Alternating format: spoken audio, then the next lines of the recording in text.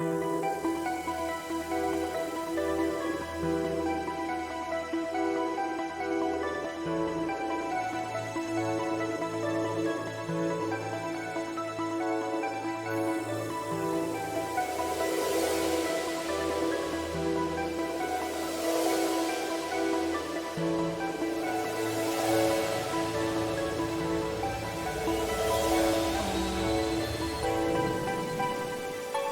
can hear you. Can you hear me? I Okay. see.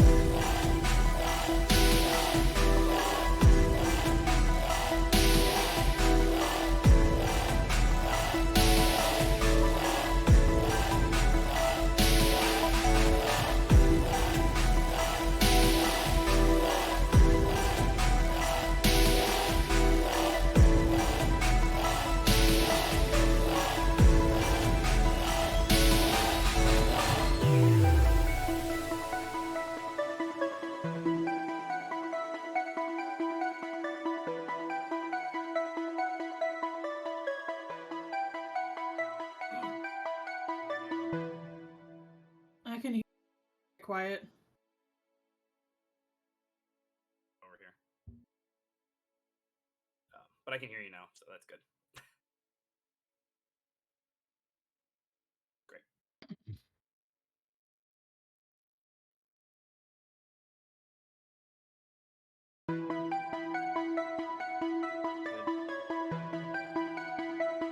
Yep.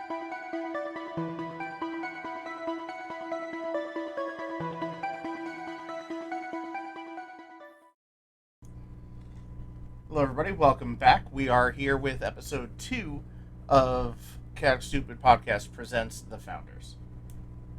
So, where we left off last time with y'all, you had just found the body of the king, and Marikarth had requested you to follow him back, if I remember correctly. Sounds right. Mm-hmm. It would help if I had the right doc open. There we go. So, you all agreed to follow him back. Nobody's trying to strong-arm their way out of following him. I thought he explained where we were going. Yeah, you're going back to the Defenders Guild. Yeah. Okay. The guy who was in charge of everything turned out to be not so great. Yes, Ironbrand. The king's body was found in his house, and he's nowhere to be found. Yeah. And tried to frame us for everything because he's Drekus. Yeah, you know, good times. Alright, so you all follow Marikarth back. You get to the Defenders Guild, which of all the fucking maps I loaded for this session, so many of them, Mm-hmm. I don't have that. So hey, where we're in now, that's the Defenders Guild. Welcome. I will name it as such on my end so I don't accidentally delete this one. You walk in, and standing in front of you is Guard Captain Desmond. He's not necessarily in charge of the Defenders Guild so much as he handles all the goings-on, like, you know, sending people on missions and such. And he looks at you and says, firstly, I would like to apologize for your initial apprehension and mistreatment. But given the circumstance and a surviving witness, you were the cause of the king's death.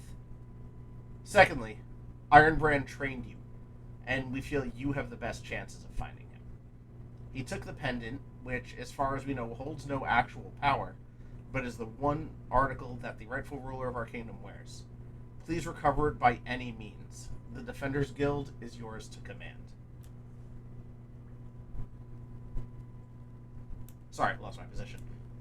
Going around the room, you see and meet Marikarth, who you've already met. He's a Goliath clad in black armor, and as you've already seen in contest, he's quite the badass himself. There is Marvy, a human with a gruff exterior. He doesn't say much, and he's wearing chainmail and has a small hand axe at his side. There's Antika, a female gnome adorned in some of the finest leather you've ever seen, and she has 2 daggers made from a glowing red steel at either of her sides. And lastly, there's Grak. Grak is a one-eyed orc. His face is a tapestry of scars that tells tales of many battles he has been through, and he wears only a plain brown robe. Grak steps forward. I will be accompanying you on this journey to find Ironbrand. We have no higher directives as to the condition we leave him in as long as we return with the pendant. Let us make his way to the cabin for clues. Anyone have anything they want to discuss or sort out before going off on said mission? I have a question. Well, my character has a question. Yes. Do we know, have any motive for why the king was kidnapped and murdered? We I don't. forgot about the accent. We'll see if I can nail it again, because it's been a minute. I mean, here's the thing. It's been over a month, so as far as I know, that's dead on. Oh, thanks. But, as far as motive, you know as much as we do. You know the pendant's missing, and that being the article worn by whoever is declared king could only mean they're trying to somehow usurp the throne. in hindsight, the rules as to what it takes to run the place aren't exactly the best. But hey, here's to a convoluted campaign. What was the gnome's name again? Antica. Can Antica come with us? Not on this one. This one is it's a Grack specialty. Okay. Because she sounds cool. I'll be her friend. Oh, she's as you can probably tell by her style, she's like super rogue. No wonder. Okay, I got nothing though. I'm ready. All right. So you're saying no one has any leads for where this man might be, and you are just going to throw us into whatever we find? Correct. I can handle fighting things, but I'm not whatever you call yourselves, the smart people that look for things. Well, then you will be there to deal with the things that we need to fight.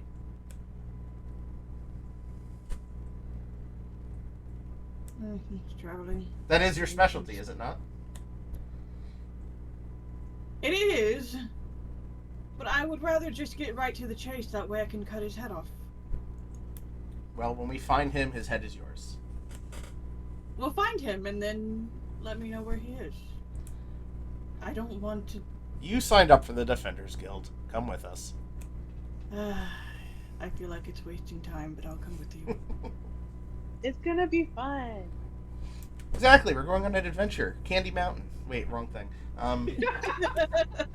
Charlie! It's gonna be fun. You'll keep your kidneys, I promise.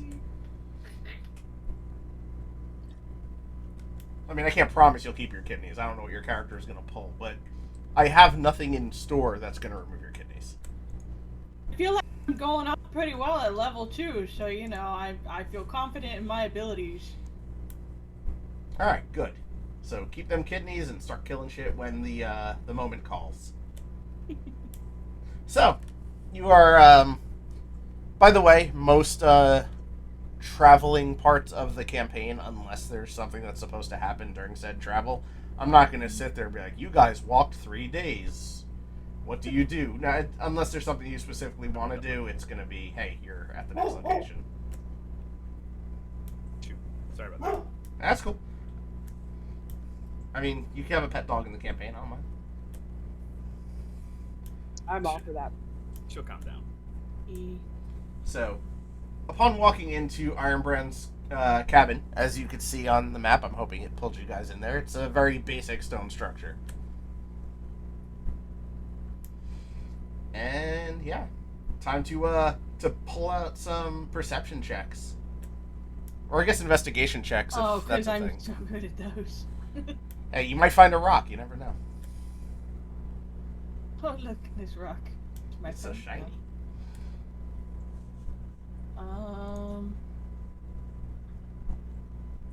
Got it.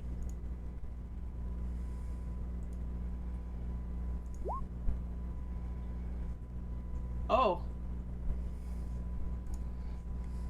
That wasn't Oh. as bad as I thought it was gonna be. 17 is pretty good. That's I'm fueled by quiet rage. yes. So the other two of you can throw perception checks if you'd like. I don't know if you're necessarily going to beat a 17. I'm trying to remember how to do it. You just click where it says perception on your character sheet.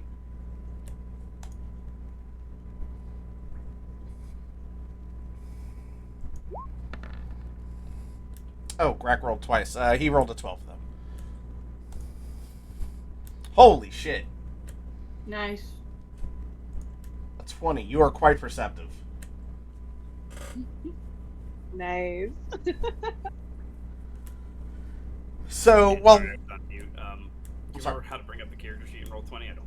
so on the top above the chat, you'll see a bunch of icons. The third one in is journals, and then your character sheet should be within Ah, they hit it under journals instead of just saying character sheet. Yes. Let me go ahead and roll just for fun. That's fine. There we go. An 11.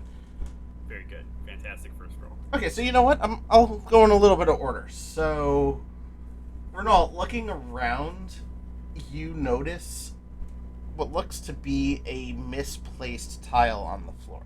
Almost as if there's a seam that wouldn't normally be there. And before I tell you what the others see, what do you want to try to do with that? I'll get crouch down near it. Say, this tile looks out of place. Like someone might have been hiding something underneath. So you're gonna fuck with the tile at all? Yeah, why not? I'll take out a knife and pry it up.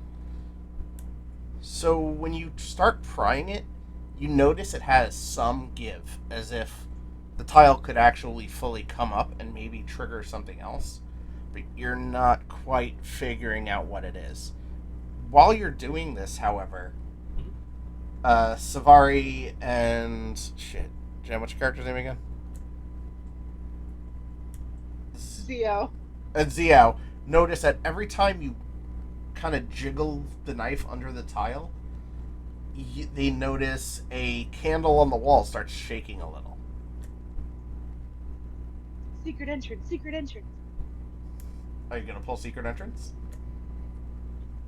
Can I do that? Yeah. Sure. So you walk up and you pull the candle, and what happens is that tile goes completely vertical against the wall, and then the wall folds open as it's a door, revealing a staircase going down. I totally knew that was going to happen, y'all. I mean, again, I pull shit from a lot of other things. I didn't. No such thing as original ideas anymore. So I was just gonna just shrug. I'm glad you knew it was going to happen. I'm going downstairs. Go downstairs. So, as you all go downstairs, you see nothing. It's a very simple room, dirt floor, just some really quickly thrown up wood panels on the wall. And I'll use your perception checks from before. Savari and Zhao, you feel a draft coming through part of the wall. What part of the wall? Just a section of wall to the, I guess we'll say the right of where you are, the east. So we'll use those directions. Okay. If I tap on it or like push it or whatever, does it have any kind of give to it at all? As you touch that particular section of wall, your hand goes clean through it. It's still there, but you passed through it. Whoa. Magic. Renault, this is yours. I'm just stepping far away. I don't do magic. Assume it's some kind of illusion. Myself, I've never cast one before, so I don't know for certain. I'm just gonna step through it. I think I know what this is. I totally want to walk through it. I'm going to. And Grak also follows. Why are you idiots? You hear from the other side, "Oh my god, there's a hot tub?" Why you idiots? Just take my glaive out and enter glaive first. You stab Grak. No, I'm kidding. As you walk through, it's a very just dark, no natural light, but you could kind of tell from a little bit from the side where you entered that there's walls, and what you know is you're in some sort of tunnel. None of you happen to be the dark vision sort, right? No, I do have that rather limited light artifact that you get for being an artificer, so I'll light that up. As you light it up, you see the hallway seems to go on almost forever, and at the very end of your line of sight, it forks off into two directions. And walking up towards that fork, you look down each of those forks, and each one splits off 3 times. Well, that's no fun. Quite a No. maze that he built under his house, or perhaps built his house on top of a maze. I don't think we should split up. That's never a good idea. Oh, that's a horrible idea. As the DM, I'm gonna implore you not to. Well, then So, pick one. yo, It's at this point, Grak asks you if you mind if he kind of takes lead for just a moment. Of course, oh, heck Greg. yeah, take responsibility. So Grak takes a knee and grabs a handful of the dirt underneath you, and he places it in his mouth, and he begins swirling it as if it were like somebody doing a wine tasting. And it's at this moment that the empty eye socket where his missing eye is starts to glow this brilliant blue, and it shoots a beam going down one of the forks, one of the other forks. And he says this way. Alright, Craig, that's a really awesome potty trick. I kind of swirled up a ability for him where he has a limited past. I called it hindsight because I couldn't think of a better name for it. No, I like that. That's a good one. This Alright, so I'm dwarf following is taking the earth thing a little too far. Say what? This dwarf is taking the earth thing a little too far. He's an orc. He's an So orc? smart. Yeah. Well, then he doesn't have any excuse to be eating dirt like he's some wine taster. I was gonna let it pass if he was a dwarf. Now I'm no. Maybe he likes dirt. Turns out that was all for show. He didn't need to do that to use the ability. He just really fucking likes to eat dirt. That makes me think of the mole guy from Atlantis. Oh shit. And okay, so where was I? There it is. So you all follow the trail, and you come across another illusion. It seems the trail has an end, like you just walked up to a wall, and Grak walks right through it. I'm Why following Craig. are there so many magic illusions? You I'm not can't even see gonna- where you're going. That's how you remain secretive. Live a little, Savari. Let's go.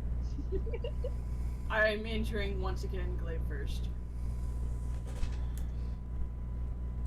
As you all walk through, you come to a section of forest with a fork in the road, and at the center of the fork, you see a tree with two corpses hanging from it.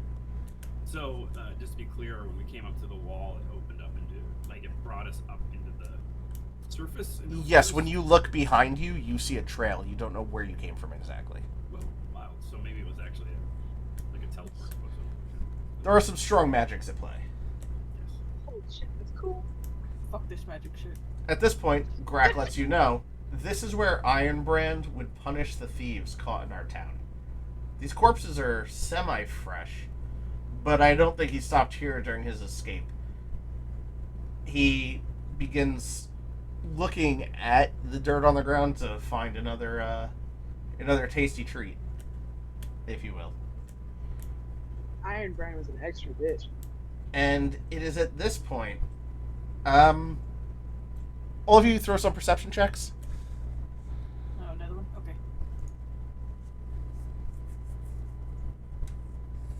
Holy Wow, I just shit. lost that one. Ooh, yay, Savari.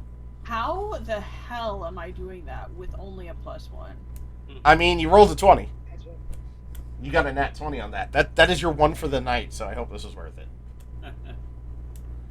So, since you rolled so high, everybody feels a slight, like a rumbling in the ground, but you don't know what it is. You actually see the tree's roots start to lift, and it starts to shamble Oh, I am forward. stabbing that fucking tree right now. Roll for initiative. Remember to click your token before clicking initiative, so it shows up in the tracker, please. Right. Mhm. Where initiative?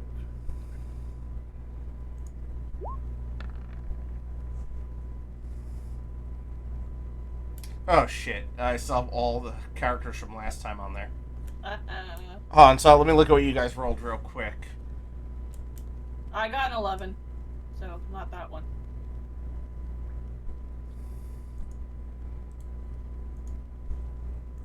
can't find it. It's in your character sheet at the very top. Good news, you all get to roll new initiatives because I fucked up. Oh, okay. Let's see if I do better than last time. Oh shit. Nope, no, much worse. Well, I got 20 again. Good God. Something's broken. In a good way. Yeah, no, I'm all for it. You got The fire over there, Magic Boy? The fucking big enemy with an 18 is going third. Fuck you. Which is fucking tree. crazy. Oh yeah, let me do the important thing and pull out a calculator so I can keep track of how quickly you guys dispatch the enemy that I either undertuned or overtuned. Oh, we don't have any temporary HP from that last time, do we? I have like So, one temporary HP. Since I've been sorting out the tuning of the combat, I'm actually letting you guys keep those for now. Oh, okay, I'm putting that 20 HP back then. Yeah, so if you did remove them upon editing, add 20 to your HP totals. Because again, I don't know what kind of hits y'all are going to be taking, and while I'm not opposed to player death eventually, I don't want it to be at the hands of just me fucking up the encounter. I mean, I have backup characters for my backup characters, so I do not mind. The only upside to me dying is I get to be Danny DeVito. Yes. Yes, the Danny DeVito druid that I posted about. I will totally do it. I will do it. I mean, that makes me want to kill you, so we'll see. You're gonna walk around like wanting an egg in this trying time. There's a post about a druid with, like, I think it was really low wisdom. He's still able to wild shape, but he's basically Danny DeVito in various animal onesies. He gets the abilities of the animals, but he doesn't take on their appearance. Twitter is that keeps posting that, like stupid character ideas or something if people want to follow. That's what it's from. Yeah, it's pretty great. Last one round. I'm a man cheetah. Oh god, I need to rewatch Sunny before the new season starts in June. Anyway, so yeah, Sorry. Zio goes first. No, I could talk Danny DeVito all night. You gonna sneak up on the tree and stab it? I mean, you do get to go first. I'm gonna say you don't get to use your invisibility cloak because the battle just kind of came to you.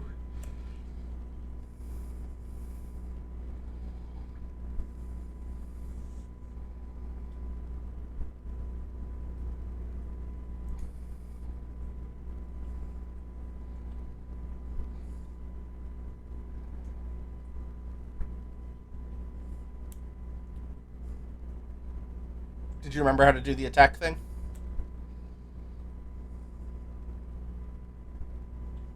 Jinx, you're first. Oh shit, I thought it was Savari. I was like, man, she's taking her time. No, Savari rolled a 20, but you rolled a natural 20, which beats it out. My bad. Yeah, I was just sitting here staring. Oh yeah, no, you get to attack first. Okay, just kidding. Actually, no, I don't remember how to do this shit. So on your character sheet, you click dagger. And I remember yours was fucking up, and I never take a chance to fix it. So we'll play around with whatever we have to do to make it work right. So yes, you rolled a 13 to hit, which oh wait, that's the wrong character. You would have hit this character, but do you hit the right one? I would like to hit the right one. You do not hit this character. Ah, shame. So now, Savari, you are up. Okay, cool.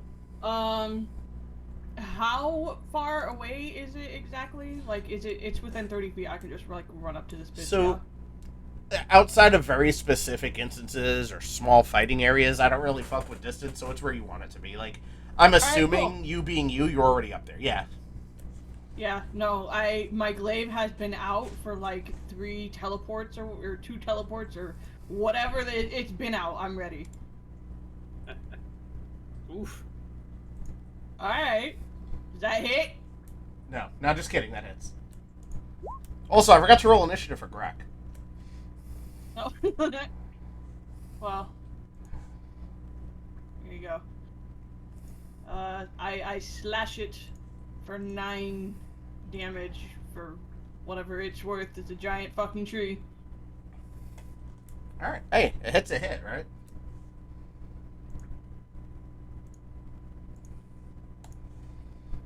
I don't have anything else to do. I'm just level 2. I'm working on it. Yeah. Now, low level combat, you can only do so much. That's why I've actually started adding some flavor text to what was happening with y'all. But right now, first attack of the game, that would just be silly.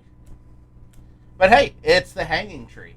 In this turn, it doesn't. It's got bodies on it. It doesn't attack. Oh, really? But the 2 zombies that it drops off its nooses do. Ah. Zombies are great. I love zombies. And since you're right up there, Fuck off! so for them, I'm gonna just do. Their rolls are the same. So like, I'm gonna roll 1 attack. Does a 14 hit you? No. Well then, fuck. All right. Fuck your zombie. The zombies both were like, yeah. Oh wait, no. One was 14. One was 19. Sorry.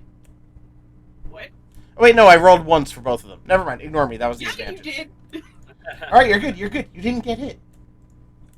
And now Grak is up. Turn me into a damn zombie. So Grak is going to cash Hellish Rebuke.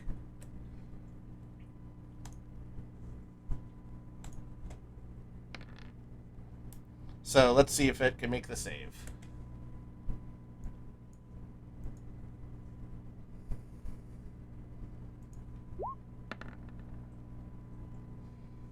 It does not save, and since it is a tree, it takes 12 points of fire damage. Nice. Is he a warlock or something? Yes, he is. Nice. And He Renault, has you a were. magic glowing eye. Wait, he's a warlock and he didn't use Eldritch Blast? I purposely didn't even fucking give it to him. Alright. It's his signature move. That's why. Everyone expects a warlock to do that. Oh, man. Oh. I think it's time for Firebolt. Well, it is. That was bad. Yeah, so, Is it a bush again? no, this is a tree. Learn your flora, damn it. So, you just kind of see the tree, which doesn't move very quickly. It just kind of does a Michael Jackson Smooth Criminal lean forward as the bolt whiffs past it. And then it just goes back to being upright. And, Zio, you're up again. Now you got 2 zombies, and you got a big L tree. If the zombies bite me, do I turn into a zombie, y'all? I don't know. I ain't risking it. I'm going for the tree.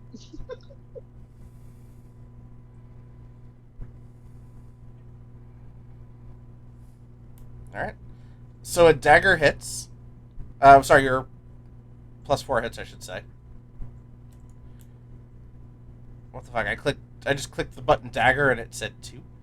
I'm trying to figure out how to make you do your damage roll, because that's what was up with your character sheet. You could roll to hit, but that's Yeah. all it did. The damage never works for some reason. What was it? Was it a 1d4? Oh, hold on. The damage type just has 2 in it. It's always gonna roll a 2.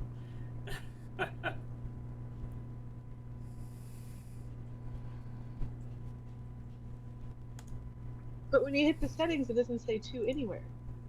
No. That is so weird. Oh, it keeps closing me out, too. It's hiding something. Oh, hon, I'm fucking with your character sheet. Oh,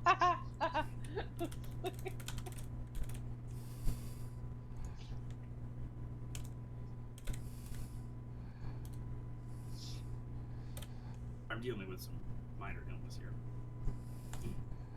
Oh, you alright? some kind of crud. We had a lot of crap blowing today. Like, my allergies are killing me. So I'm I taking a have lot been of taking hits. daily allergy things, and that's been helping. So, if you aren't taking daily allergy things, that might be a thing you want to try doing now. Yeah. Yeah, I do that all the time. I live on allergy medicine. Mm-hmm. Houston? Oh. Me. Click the one that says Dagger Real, because I just had to change the name of it so it didn't get too confusing. Okay. Still didn't give damage. Oh, however, when you click Dagger Real, it actually rolls damage at least. Under it. That's weird. Well, I clicked the damage. Oh, I see that. So, okay. I'm going to count your first swing, which was a hit, the 18. So you hit the tree for 5. Okay. Nice. Alright, so we found a weird little workaround for now. I will try to actually fuck with your character sheet by the next session to make sure it works right. Alright, cool. And, I have no idea. Safari. Yeah, since these zombies are kind of like in my business right now, I'm going to take a zombie out before they become a bigger problem. Okay. Sounds reasonable. That is certainly a hit. Alright. For 4. Alright, so you hit the zombie for 4. That's slashing, right? It says? Literally the minimum damage I can do, yeah. Yeah. So, you just happen to take one of this zombie's arms, just clean off with that.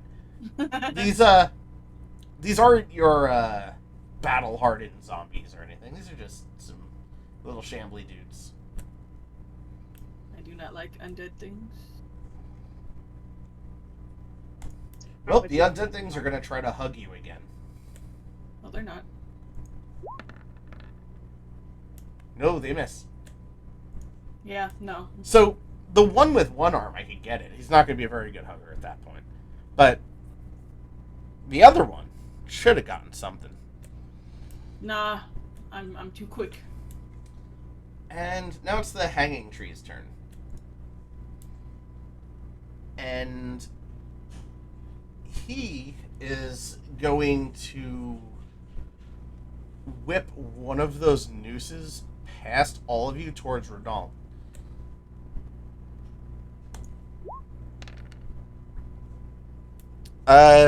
Do a dexterity check, please, Renal. Saving throw? Yeah, dexterity saving throw.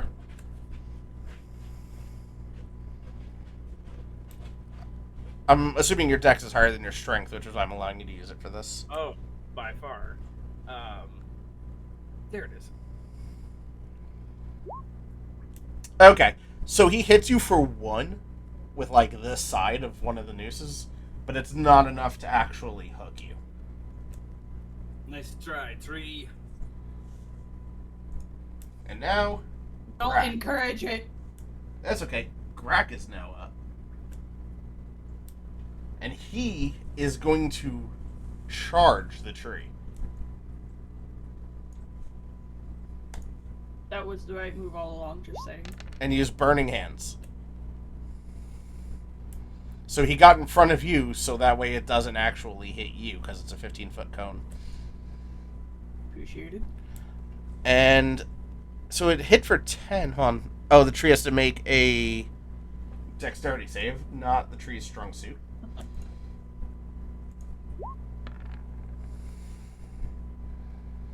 However, it succeeds. So this is fun. So it takes half damage. However, Times 2. it takes double damage, which just takes the normal damage. So he runs up and just sticks out a hand and shoots a cone of fire that hits the tree for 10 damage. And with that, Renal, you're up. I'm going after that tree again. So I'm gonna. I mean, firebolt seems like the natural. Seems like a good thing to do. Here we go. That time, you hit. And let's see what this damage does. No. And roll a d20.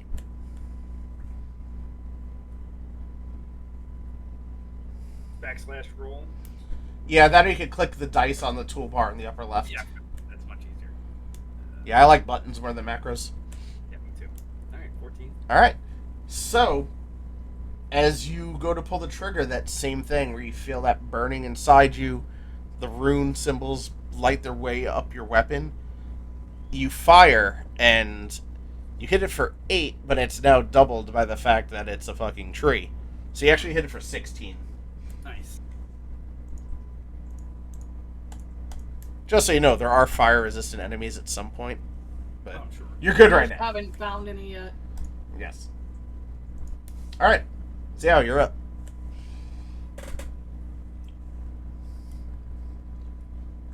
Alright, since Renault and Craig are like taking on the tree, I'm gonna take one of the zombies. Okay, Thank you. are you going to go for the one-arm zombie or the two-arm zombie? Nah, Savari's already started chopping him up. I'll go for 2-armed zombie. Okay. So you're going to come up behind it? Definitely sneak attack. Alright, let it rip.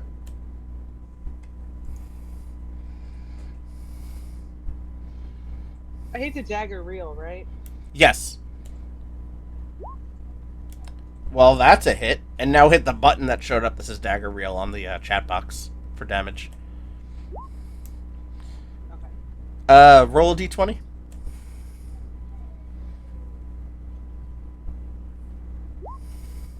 Okay, not high enough. So, you do come up behind it. Oh, you have to hit your sneak attack button, too. I can't remember exactly what sneak attack does. My mind is escaping me.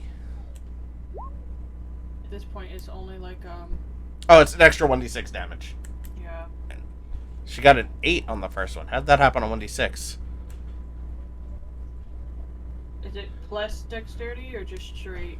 It might be plus dex. I'll count the 8. Oh yeah, it says 1d6 plus 2 special.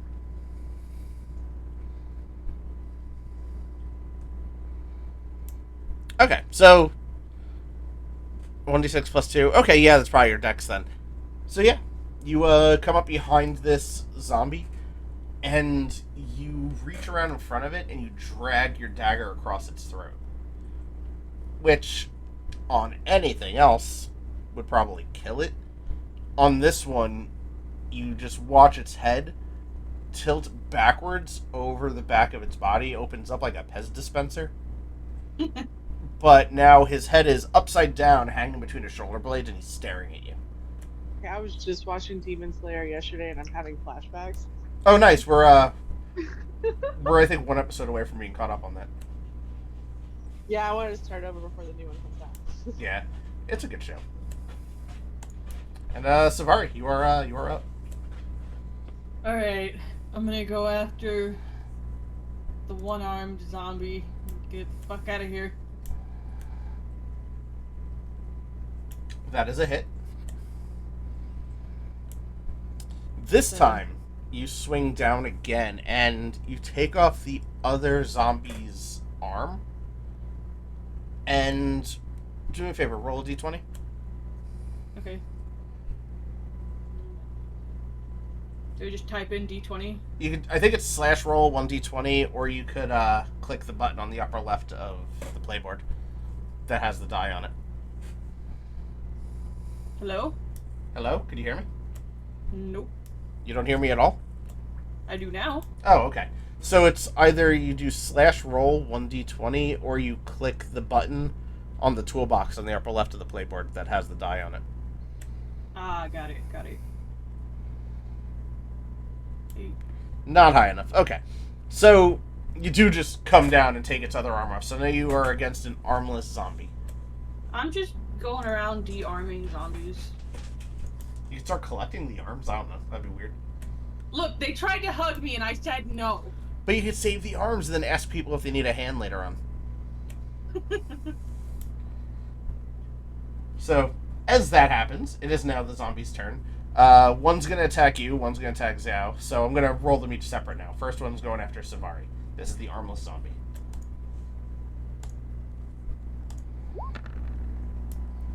Does a 13 hit you? Nope. Well, he just kind of goes to swing his head at you and nothing happens. The other one spins around violently and tries to backhand Xiao in the process. Does a 16 hit you against your AC?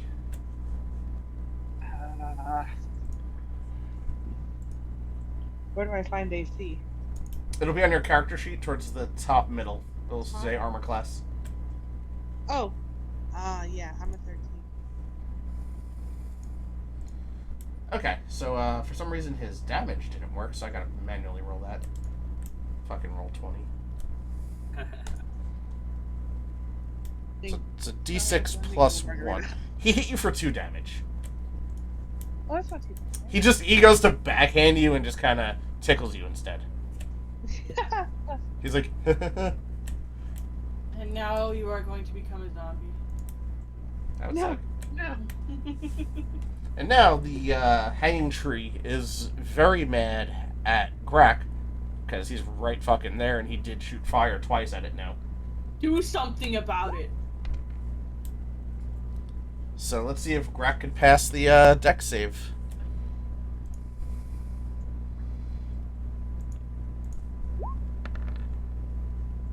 Yes. Quite handily. So he does hit Grak for 2 damage.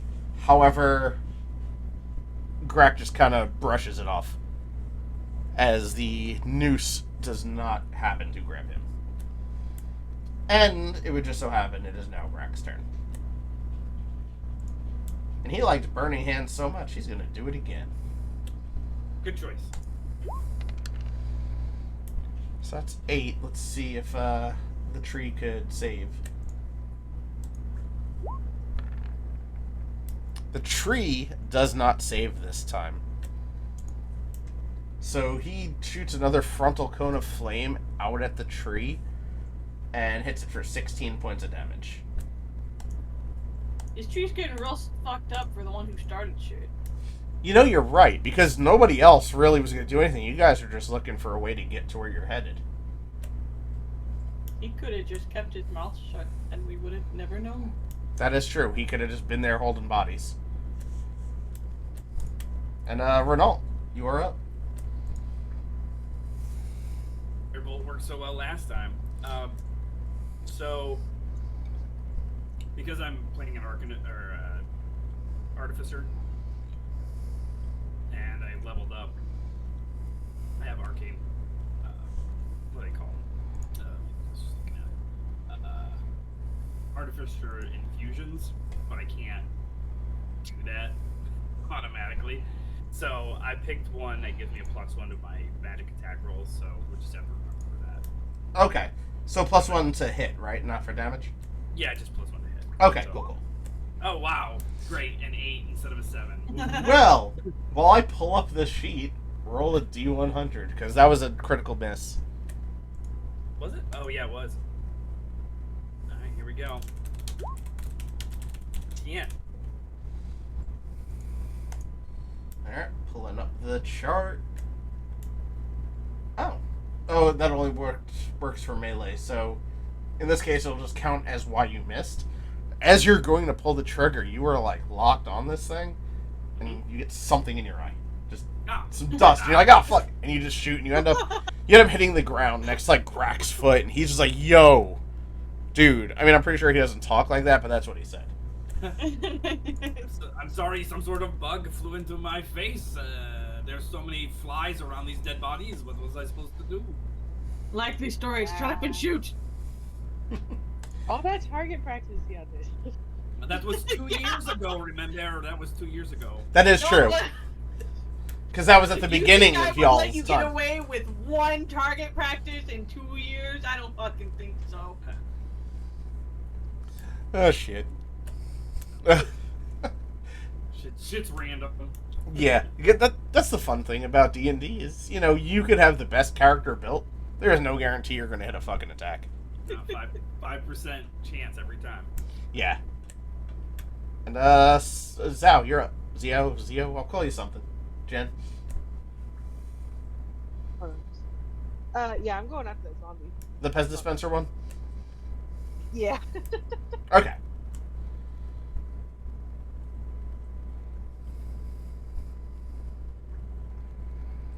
Holy shit, nice hit. Nice damage. Okay, so you jump up, just vertical leap, higher than you should be able to. You get a good 15 feet, and you throw your dagger straight down, and it goes into that opening at the top where his neck was, and your dagger goes straight through his spine, completely splitting it in half, and sticks in the ground under him as the body just Holy drops. And then roll a d20.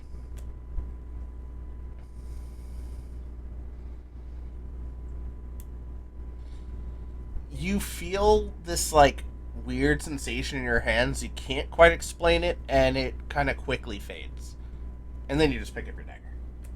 If I turn into a zombie, I'm gonna be so mad. No. This is a good thing that's happening.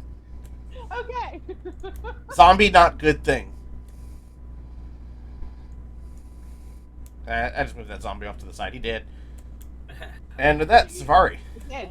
Dead again. Alright, I'm gonna kill the other one. All right. Fuck him up, Savari. Yeah.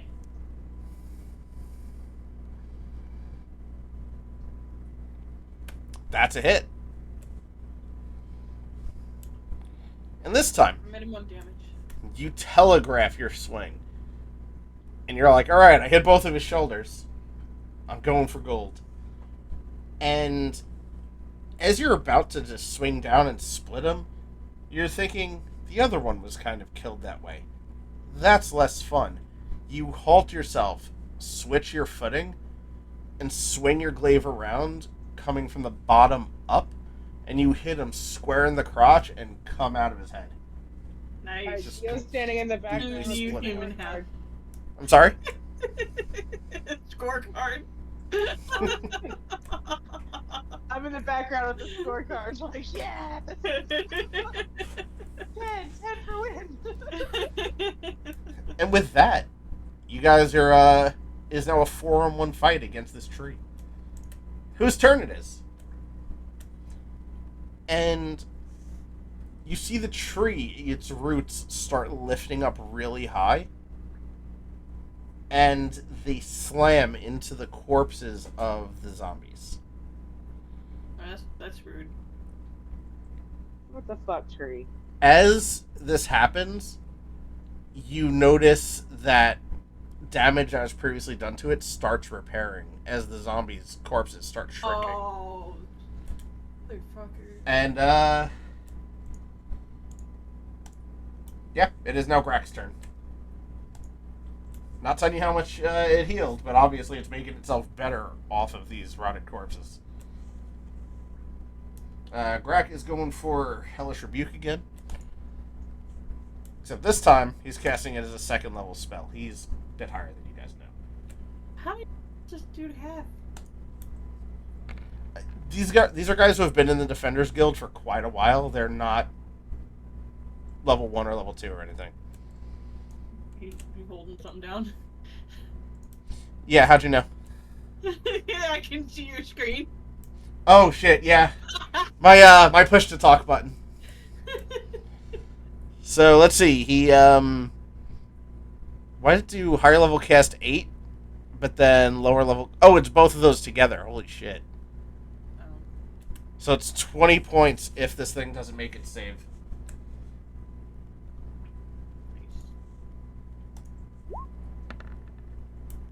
Oh wait, it didn't make it save, and the damage is doubled.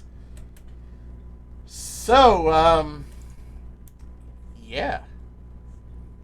There is just no more tree. Nice. He got bored. He's like, this tree is in our way, and we need to get moving. Yeah, Grak's just like, fuck this thing.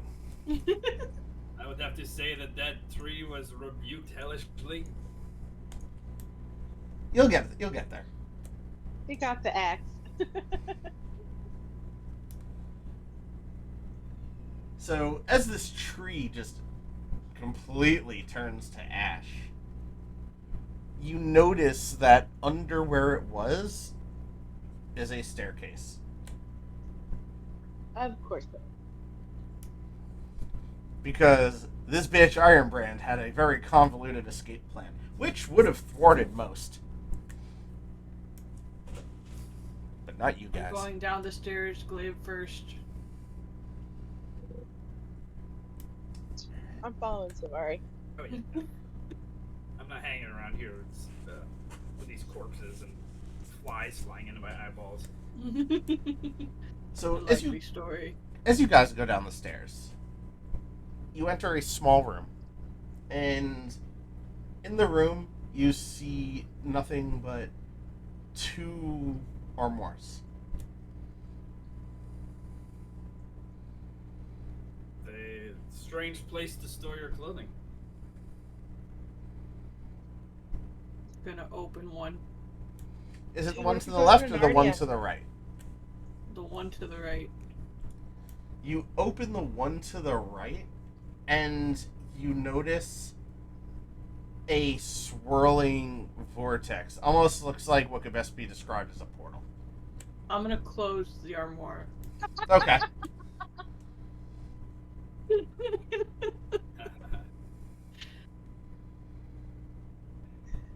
Open the left one. Open the left one. Sorry. With your I'm clay. gonna this time, yeah, I'm gonna open the left armoire with my glaive. I'm gonna stand back. Okay, since you're standing back, you do not need to roll a dex save. However, no, it's not crazy bad, but a body falls out. Oh shit. Had you been up close, this body would have landed on you. And the body's just lying face down on the ground. Because we Okay. just dealt Zombie. with zombies, I'm gonna real quick just take its head off. Are you just gonna, like, swing down and decapitate it? I love how I'm like, poke it. and We she's like, just "Poke it, dealt poke with it out." zombies. I'm gonna take its head off. You do it with such force that the head rolls a little bit and lands looking upward. And when you see it, it's Ironbrand. Oh, Oh, that takes shit. care of that. Alright, well, congratulations, I solved your fucking mystery. Oh, can we toss the head in the portal in the other armoire to see what happens? Sure. Be my guest. Well, I want to see if it comes shooting back out or if it lands somewhere. Alright, so you're about to... You spent all this time looking for this dude, and you're gonna, like, shot put his head into a portal. Wait. We Okay. need the head as proof. I'm gonna pick up Okay, his the body. body. I'm gonna, yeah. I'm gonna pick up his body and go back That's over good. to the other armoire and just, like, shove his body through the portal. As you're Evelyn walking fell. over with his body, Grack's quarterstaff goes in front of you. He says, "We need the pendant." Oh, is- good thinking. Good Do thinking. you want to That's search what him first before I put him through the portal? Please. it was. Right. I'll drop the body. So the body thuds. Grack searches the body.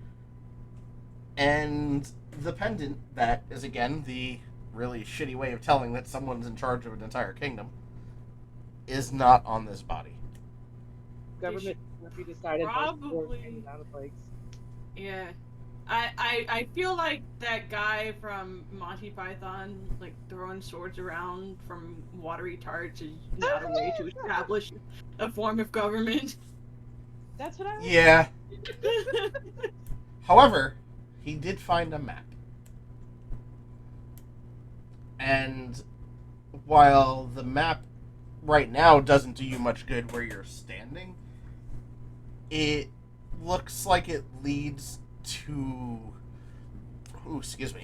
what is marked as the Tinkerer's house. Wait, do we know the Tinker? I can't remember. It's not the Tinkerer you're thinking of. Not the dude who made the vending Sandler? robot.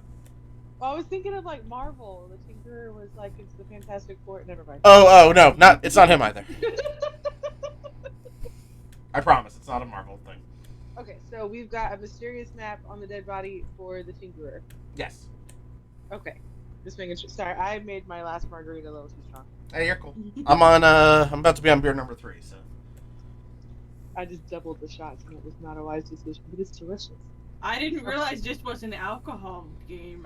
You gotta let me know so I can buy You- some alcohol. You are an adult of sound mind and body. I'm not going to tell you whether or not to drink. I keep alcohol in my house unless I know I'm gonna use it. Understandable. But yes, you are more than welcome to drink during the campaign. Had this been an in-person campaign, I would have a fridge full of beer.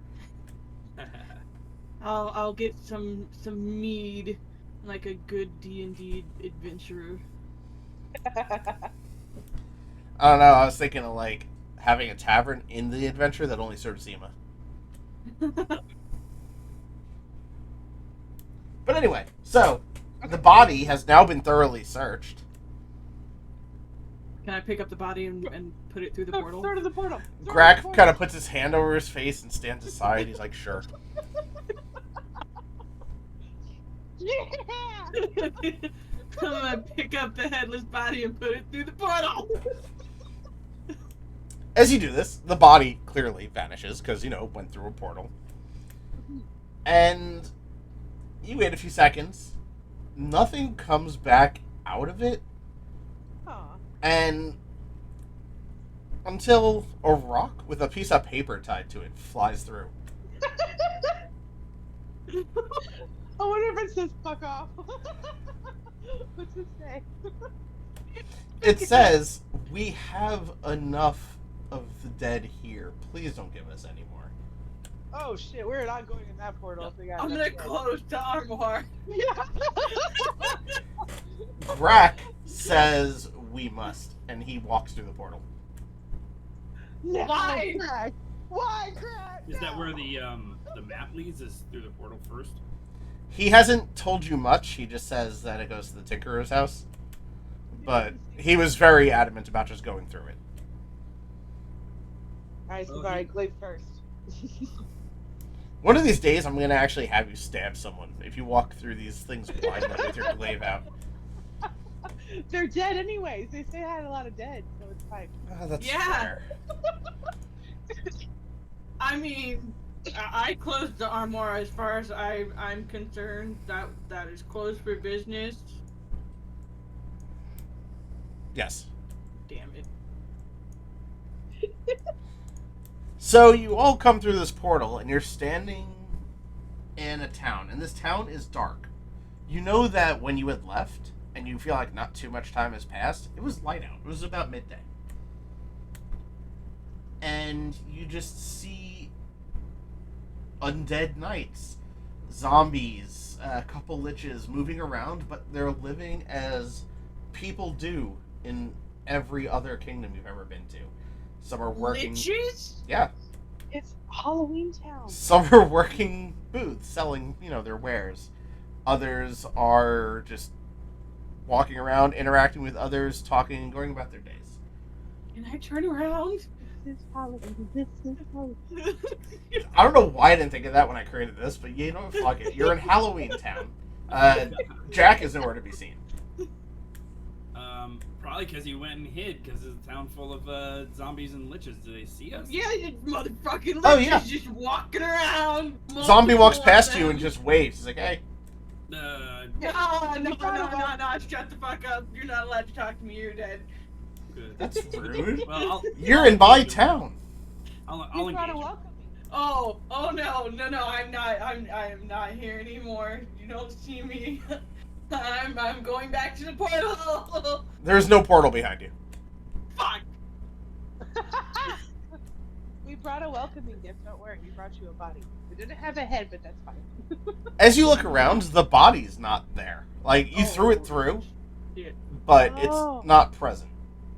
They probably They ate got it. up and walked away. Is what happened. So, Barrett, you said you're going to engage the zombie? 'Cause I'm Uh, not engaging. thank you I wanna say for hi. thank you for your greetings. What town is this? We have been traveling and came upon this unique location.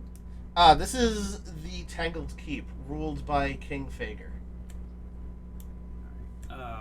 Never heard of that. It's one of the primary kingdoms where the ruler has one of the amulets. Oh yeah. Okay. See, you guys are aware of this. The amulet that Fager has is the amulet of Salazar, who, during the previous campaign I ran, he was a very, very powerful mage who turned himself into a lich. He, as a villain, I wish I would have saved this for this campaign, but he was known as the Furniture Maker.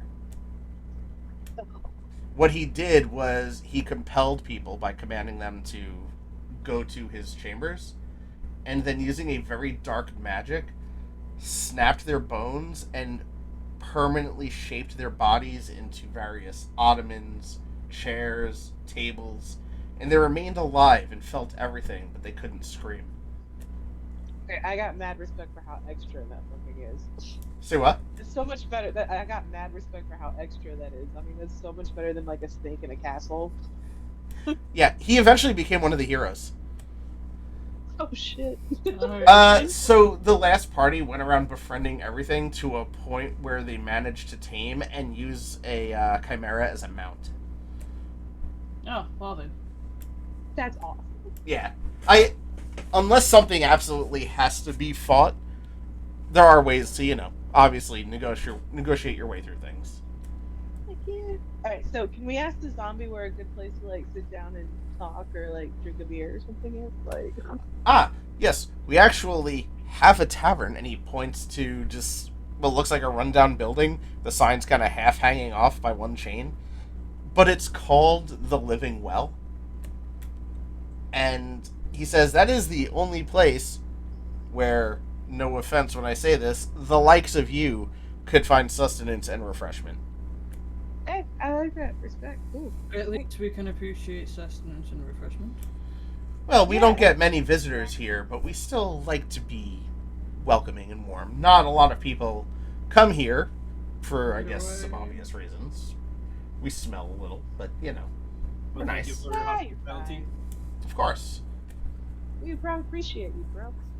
Can we get Crack to come with us to the pub and like figure out what the fuck We haven't we're seen doing? Greg. Oh, yeah, Grack is with you guys. Oh, I thought he disappeared. Okay. He didn't see him. No, he was just the first He one through went the portal. first. Okay. You just walked away. Grack's like, fuck you guys. You're taking too long. We threw a body for a portal. He's so done with us. So, okay. This is fun. This is where DM gets to ad-lib, because I didn't even have a tavern written on this. So, you are at the Living Well. And, there's a barkeep, and there's a little smattering of patrons that are all various undead things. But you are the only living beings in there. This is so cool. I want to Let's say for the record, I don't like this. Live a little, Safari. I'm gonna get you a flaming Dr. Pepper shot on me. Nope. All of a sudden, you I've never hear... put my glaive up. I just want to state for the record, my glaive has been out. That's fine. These guys aren't worried. Uh-huh. You hear, how's it going? And you see a little gnome skeleton on top of the bar. Oh god, I hate that. What are y'all having? A way out. I will have a way out. Whatever you recommend. Well, Stop being nice to them. we have one kind of ale. I've been told it tastes like Dr. Pepper. Fuck yeah, sign me up. All right. Anybody else? I told you what I wanted. Well, I'm not familiar with that drink, and I apologize. I will see if I can ask someone else what a way out consists of. But until that, is there anything else I can get for you? No, That's so springy, Safari. do you have a house wine? I have wine that came from somebody's house. Well, I'll take that then. All right, and he pours you a wine. So, what's your name, sir? The owner of the place? Fuck. Bob. Sorry. Bob. What's that? Bob the gnome. No, hello, Bob. We are looking for someone who may have come through this town carrying an amulet. I don't know if you would have seen them or if they were stopped through here, but they most likely would have been living. Amulet. Is it? I'm sorry. When the word amulet gets thrown around, we often think of our king. Are you referring to King Fager with the amulet of Salazar? No. Nope. I have a king. A different amulet? Yes, I mean, there are so many amulets. I mean, I know they're very important to people being regents, kings, queens, in charge, emperors. But no, just an amulet, just a regular amulet. It's no big deal. Nothing that I saw, but I often don't leave this tavern. You know, Well, all work and no play. well, Dead shouldn't be working. thank you for your information. Certainly, certainly.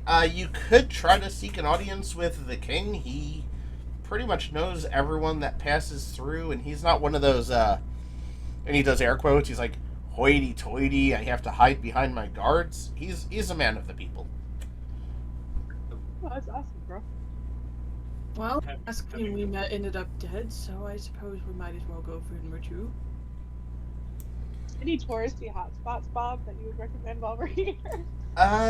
We have the mines, Oh, okay. which the mines don't sound too wonderful to begin with, but you could place an order with our smiths down there, and they make weapons and armor of this, and you see him pull out a small dagger, and it looks, I guess the closest thing I could paint a visual picture of would be obsidian, but you actually almost hear it having a faint hum, and even though it's an ore that's being mined, he refers to it as shadow vine.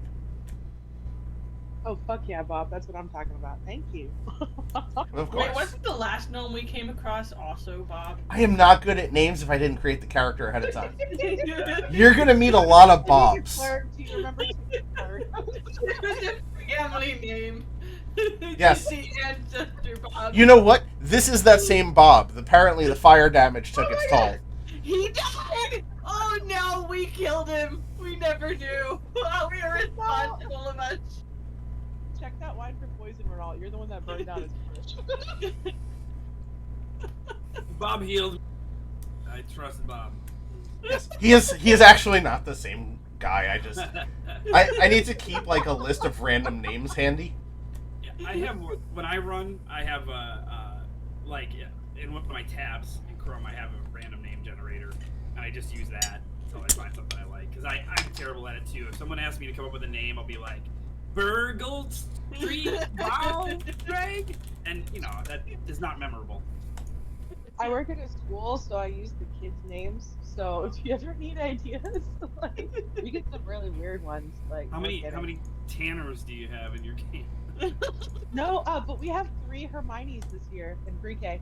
Wow. Oh no. Yeah, it's starting. It's starting. That's not gonna hold up. No. Yeah, that's gonna be a rough thing. We did have a Draco, but he's in 9th grade. Oh god. Jesus Christ. Anyway, so yes, I just pulled up a name generator. Bob is actually a family name. My name is Hamarka. Well, Marco, thank you very much. I suppose if the king is the person to speak to, where should we find him? For them? So he's usually found in the what's the name of that room? The Great Hall. When you first walk into his actual castle in the Tangled Keep. Well, thank you. I think we shall head towards the Tangled Keep. And I lean over to Savari and I'm like, I understand you're nervous. The sooner we talk to them, the sooner we can get out of here. No, let's go to the Smith place too after we talk to the dude. I'm keeping my glaive out. It doesn't matter how quickly we go through this wretched place. So I want one of those black daggers, bro. Then go get one. Stay here. So Greg lets you know that usually because he's been here before, Greg is pretty worldly. Nobody's asked him where they are, or else he would have been able to tell you a lot of this. But He didn't seem to talk to him. well, you gotta reach out to him. He's shy. He's old and he's got an eye removed. But he says that the king's usually easy to get a hold of. So if you'd like to swing by the mines first, the orders will probably take a little while to get back home. Please. Nothing like to stop and catch the local flavor. So off the mines we go. No. Savari. I'm gonna get a weapon. You can chill here, Safari. It's cool. I'm gonna go get a weapon, y'all. No. Savari, you have to make a choice. We are on the mission. You can come along, or you can stay here. I am making a choice. The choice is to move forward. So are And you? none of you are moving forward. So are you just gonna go to the keep alone while they go to the mines? I'm going to the keep. All right, If that's chicken. the way forward. I'm going to the keep. Never Okay, this is thought I'd definitely see the you be a person I coward. want representing the party who hates being here and doesn't want to. This is a good choice. The rest of you are fucking around with undead weaponry and liches just roaming the fucking streets. I feel like I'm being being quite rational. I would say Yeah, you're being under a chicken. different circumstances, yes, but they have shown no aggression towards us. It's a different society than what we'd be used to. If they wanted to do something to us, they would have done it by now. She's just being a big chicken, Renault. It's fine. Just for character clarity, Yeah. would Savari at all know how liches are made? I guess you could roll a knowledge arcana and we'll figure that out. I sure fucking Or I guess arcana check. Knowledge arcana is something different. Because I don't either. 9. You do not. You just know Out liches. of character, I know exactly how liches are made, and you guys are being way too fucking chill about there being a lot of them just walking the Wait. fuck around. I didn't say a lot. I Little just said bit some. meta. Maybe I'm being a little bit meta. You but said I- liches plural. That is one too many. Yeah, but they're being nice. Yeah, okay, they're being so fucking nice. Yeah, they've had time to chill out since they've reached Lichdom and done the absolutely fucking awful shit to get there. But sure, Think, yeah, they're being think of nice this now. as Florida for liches. They've retired. They don't want to do that evil shit no more. They just want to chill. They are literally not wizards that just died and got like resurrected. They had to do way more shit than that. This is Out of character, what's a lich? Because this is highly entertaining for me. I'm gonna let Court take this because she's really into this. yeah, no, I'm going to the keep. What do I find in the keep? Because if I get to find a way forward, I'm not turning around. The rest of you can stay here with the undead people. I'll send you a little lich debrief thing later. Okay? Yeah, they're pretty intense. I'm Yeah. googling it. I'm googling. Okay. So we'll cover you with the keep first, and you walk in. There's no guards in front of the doors or anything. And while you're looking around, you see a few liches just hanging out. God damn it. You see some skeletons. You see some zombies. You know, just all going about their business. A couple of them look at you because you walked in, and then they just look right back to whoever they were interacting with. And sitting at the end of the Great Chamber in a throne, you see a human. He looks to be in about his mid-50s. He's got some like a salt and pepper thing going on with his hair, clean shaven. He's in these very lovely purple robes. And, you know, he's just sitting there kind of taking a look, and he sees you, who he's never seen in his kingdom before. He springs up, he's like, oh, we have company. And he, like, runs to you. He's like, hello, I am King Fager. My glaive is still out, just let you know. That's quite lovely. You know you could get a Shadowvine version of that down in our mines. I don't need undead things, I I've been trying to like, tell know how to... You want me to hear, motherfucker! Yeah, this is just a one-on-one right here. You guys split the party. So what brings you? I'm looking for a way out. I didn't want to come here intentionally. I would like to leave. Thank you. Well, all roads lead somewhere. If you can tell me where you're headed, I can probably give you better directions. Out. Pick a road. I'm willing to help you, but you're giving me very little to work with. Is this a different plane from the material plane? No, not at all. It's a few days' ride away from... And he looks at what you're wearing, and he sees the badge for the Defenders Guild. And it's like, oh, it's about a 3 days' ride from Bragar, where you're from. We didn't leave the material plane. No. Are you okay? Do you need something to drink? Would you like to sit down? Do you have very strong alcohol? There's a tavern called the Living Well. Mm,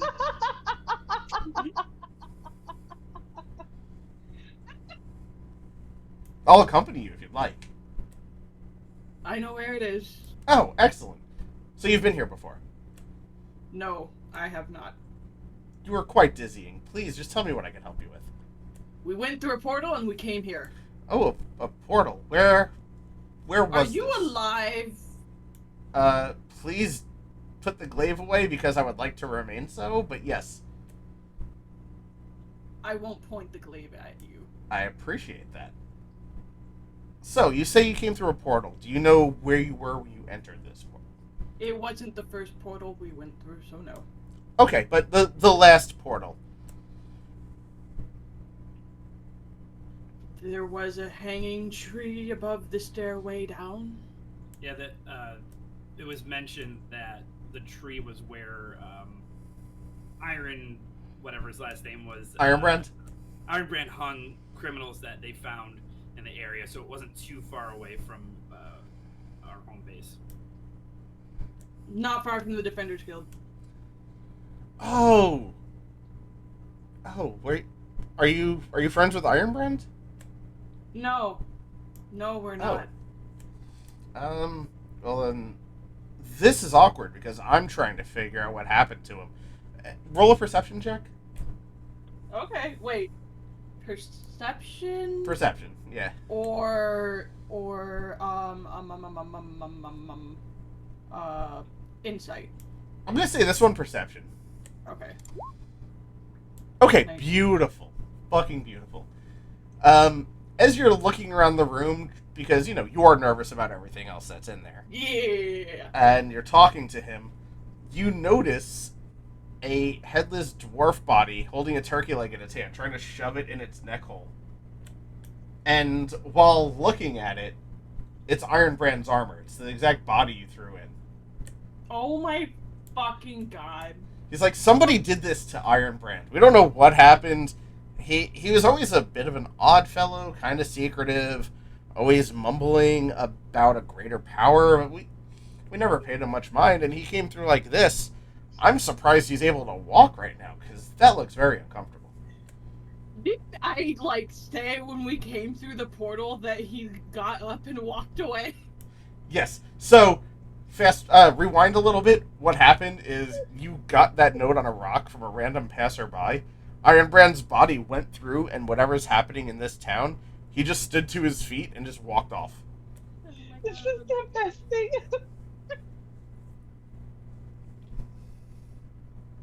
It's like Weekend at Bernie's, but when the voodoo music was playing. I love Well, Ironbrand isn't a good man. He killed the king. So, I'm the... Oh! if you are his friend, perhaps we need to rethink. Wait. Which king is dead? The king. Are there other kings? So, I you're forgot. from a place called Braegar. You're assuming too much of Savari. Okay, that's fair. So, is this the king from where the Defenders Guild is? Serenius. Yes, Oh, shit. an old man. He was hacked to pieces, and we were framed for it, and it was Ironbrand. That's absolutely terrible. And you see him, he looks at Ironbrand now, and he just snaps his fingers, and you watch this tall figure come out from behind, kind of like a hidden wall, and just splits Ironbrand's body in half, and each halves burn away to nothing. I can't believe we're missing this, Renault. This is so cool. I'm sure the mines are going to be awesome. So why are there so many undead people, and you are their king? So, this is a democracy. I'm a bit of... Congratulations. Thank you. I'm a bit of a nepo baby, so my father ruled, his father ruled, And the people that once lived here just kept voting us in, which was quite wonderful. But around the time, like 75 years ago, when everything really just happened, when, the big war happened, I'm sure you've heard about the war, this place was laid to waste, and while everybody that was here, or mostly everybody that was here, died, nobody ever actually left. I don't want to say it's purgatory necessarily, but something's keeping them here. Would have assumed if you die, would go wherever you go when you die. And that's what we would have thought. Anyone that was actually within these walls, the Tangled Keep, survived, but the rest of the citizens did not, and I wasn't alive when this happened. This is before my time. But everyone just kind of kept going about their business in their new forms. And if you step beyond the city walls? It makes a lot of people uncomfortable, but you're more than welcome to leave. No, if one of the dead. Oh, that's what I meant. They're free to come and go as they please. They stay because they're often not welcome in other places. Yes. Some people are really sensitive about seeing a shambling corpse, but, they're just trying to go about their day. Sure, sensitive. Well, I think I have all the information I need. Goodbye. Well, you said the king was killed, and you came after Ironbrand, who killed the king. Do you know who wound up with the pendant? Nope. Interesting. Very interesting. If you're going to be leaving anyway, there's somebody that had a standing work order with Ironbrand, a tinkerer. And I guess you could let him know that the order's no longer needed. It is between us and where you're headed to go back home. Please, as a favor. Okay. Thank you. Have you heard anything about this pendant? All I know is that the pendants, and he points down at his own, he's like, these are what mark us as rulers. This is something that was set in place after the Great War finally ended and all the kingdoms had chosen to live in peace instead of at a constant, turmoil. Curiosity, if someone stole that pendant from you, even though you're a democracy, would they suddenly... Well, from me specifically, that would not happen. Remember when I snapped my fingers and Ironbrand's corpse was no more? Mm-hmm. My good friend is only a good snap away.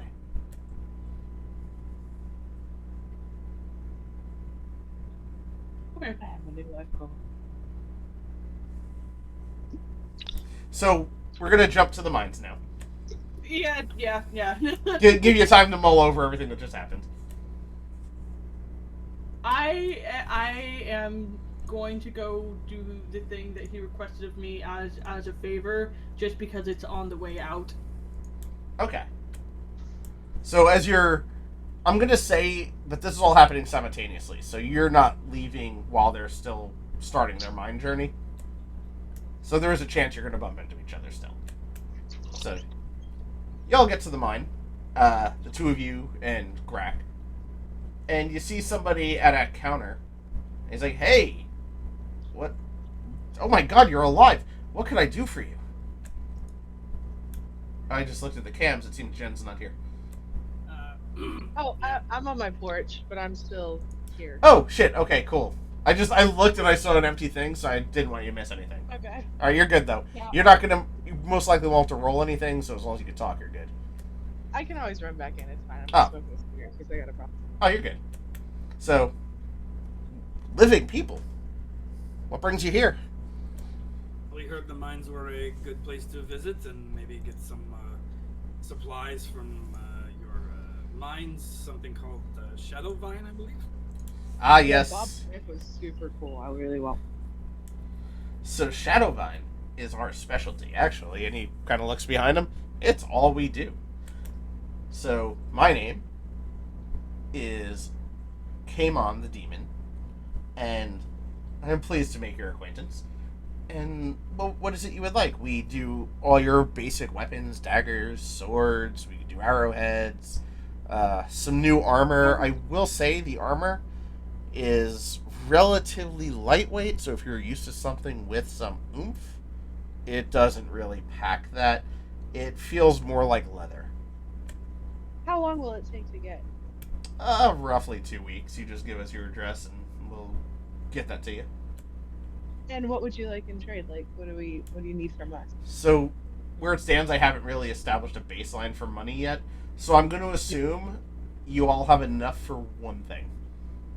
Well, I sold those tickets too, so I'm good. Oh my god, I forgot about that. You have enough for 2 things. So I want to get a dagger and the armor piece. Excellent. Let me mark that somewhere real quick so I know to give it to you on like the next session or something. Okay, cool. I knew those tickets would pay off. I could use some crossbow bolts if you have such a thing.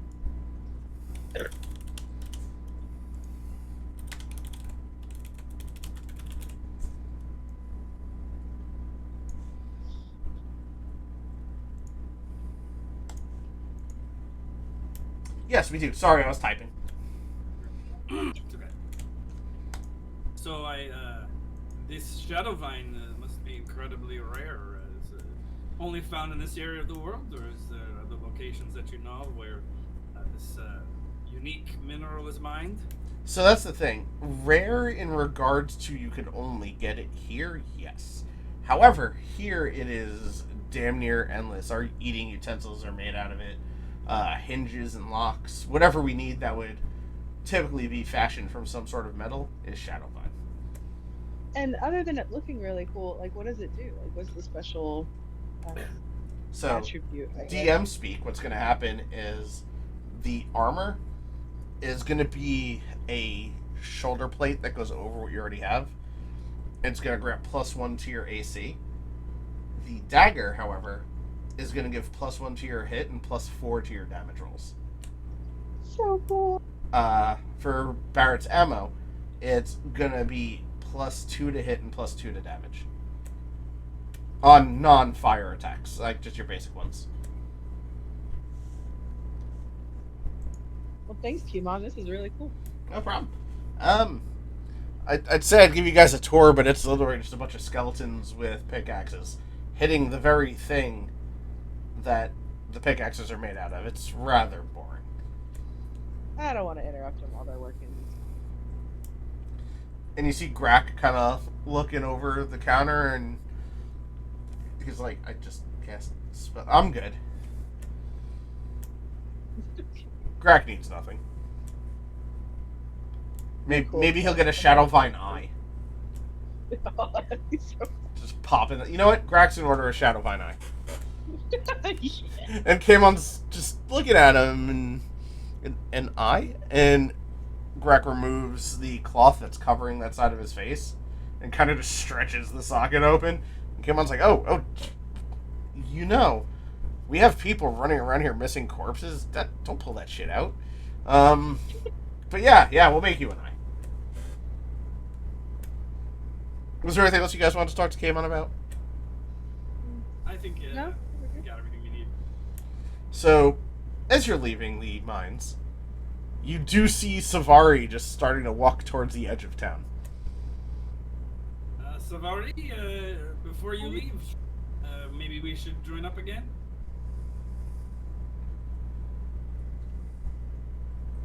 Savari is ignoring me, I understand. Throw a rock at her. You can follow me out of town. No, that's, I'm planning on, I assume your conversation with the king went well?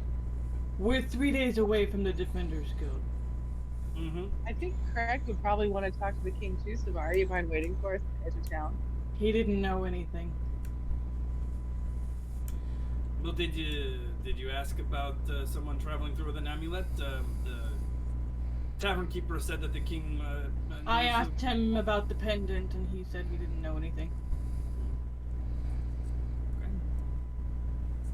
Something about Ironbrand had a standing order that needs to be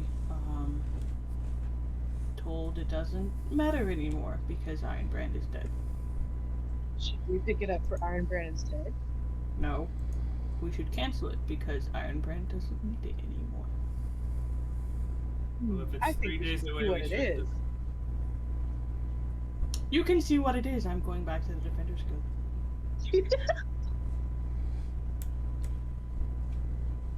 If it's 3 days travel, we might as well get started now. I am getting started now.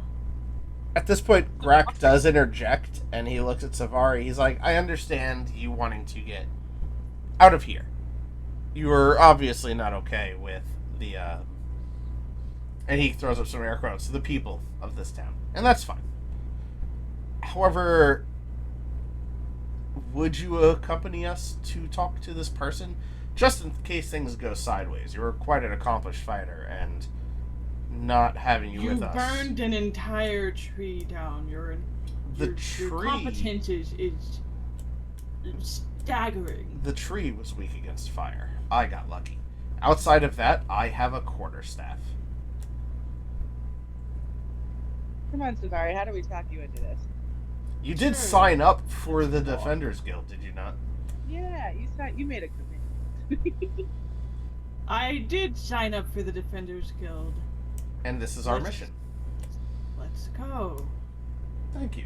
That wasn't so difficult. Way to go, Savari. I'm going to slap you upside the head with my staff if you don't shut. Are you talking to me? No. To her. Probably me. Well, I will let you know that any interdisciplinary action, fighting amongst each other, gets taken up with Marikarth.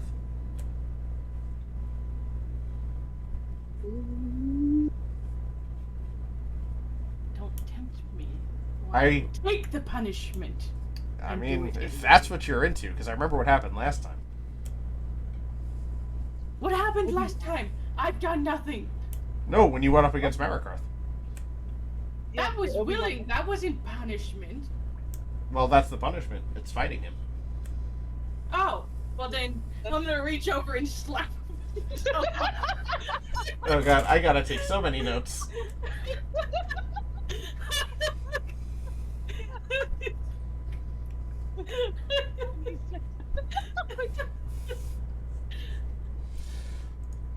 Alright.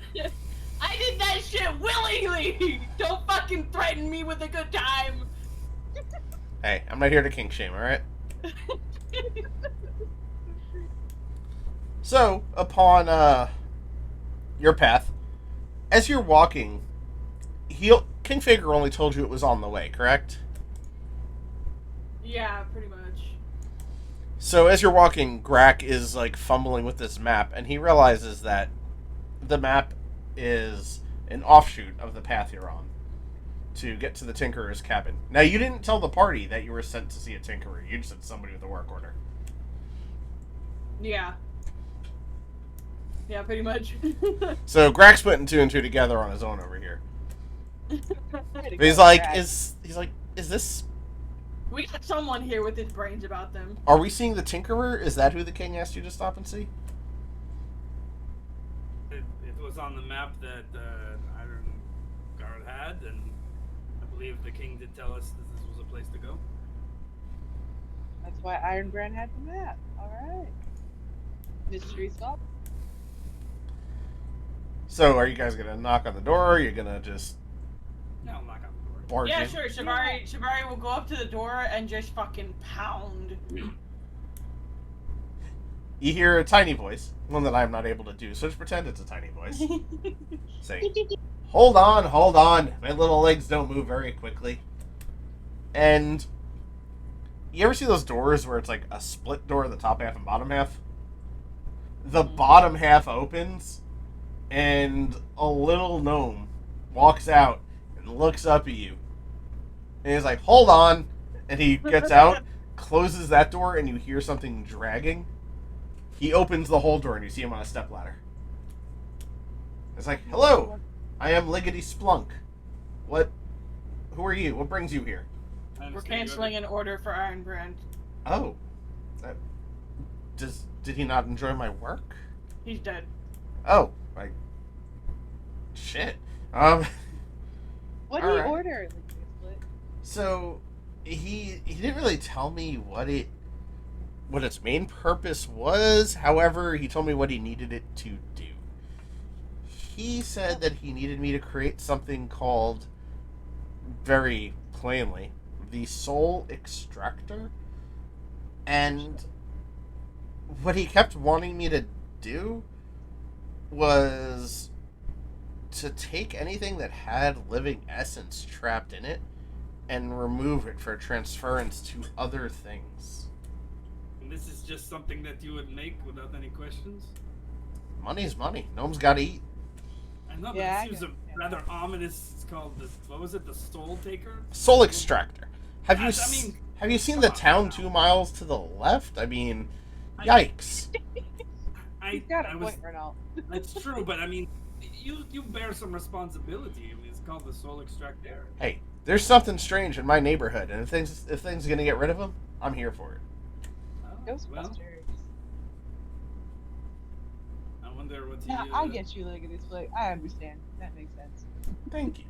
So anyway, are you here to pick it up then? I mean, I have no need for it. I just completed the order, which. What does it do? Oh, yeah, the- and do we have to pay for it, or? Oh no, it was already paid for. But the best I Oh, could tell yeah. you is he wanted to put gemstones that had living essences, or I guess deceased essences, souls, if you will, that had gems that had souls in them, and withdraw them for use inside something else. Now, I was able to, with what he gave me to practice on, get the extraction part down. But he never gave me the vessels for the others, so I kind of let a few souls loose into the world. Oopsie doodles. Well, that doesn't sound ominous at all, but I definitely think we should take that with us. Yes, It I'd is love like to- Skyrim soul gems. Not so much Skyrim soul gems. But I do like where your head's at. Well, it seems like a quite an impressive magical device. I would love to take a look at it and take it off your hands. Excellent. So, And I'm assuming Crank is going to want us to take this. Yes, Crank? Grak is just kind of standing there like, yeah, we need to explore this and see what Ironbrand was up to. And we still need to find where the other amulet is. What does the map say? This is where the map says. This is it? This is where we needed to go. This is where Ironbrand was headed. Here. As far as it led. Did he give you anything regarding a pendant? He said that the specs for the areas where the gems went had to also hold their housings, which were roughly, and he like kind of holds out his hand, making a shape, and it's roughly the size of the pendant that you remember seeing, you specifically, remember seeing on Fager. Okay. Oh, perhaps the pendant has a soul in it. That's what transfers power to the king. Quick flashback notes to the prologue in session 0 was the pendants on each of the king's necks are roughly created from the souls of the warriors that stopped the apocalypse the first time around. Oh shit, Ironbrand wants all of them. To resurrect or destroy using a ritual. We'll never know, for he was dead before we could interrogate him. But someone else killed him, and maybe he was coming here to take this device, but we got here first. Destroy it. Well, you need to get the device. So, Yes, let's just He- explore it so far. Ironbrand told me the device was very important and asked me to keep it somewhere that nobody would ever find it. So, he points to a model of a town. He's like, this is a model of the kingdom of Terravon. Inside it is the soul extractor. Like, yay big. And he makes his fingers about the size of a thimble. He's like, I shrunk it and put it here. I shrunk it and I shrunk Ironbrand. And he put it there and hid it somewhere within that model. Unshrink it. I can't without it coming out of the model. I don't know where in there he hid it. So I need at least 1 or 2 volunteers to go, go shrinky and find it. I volunteer. I volunteer. I All right, want to that's shrinky one. shrinky. Is there anything else in this model that we should know about? A bee, a wasp, a mouse? So roll, just you, roll perception. Okay.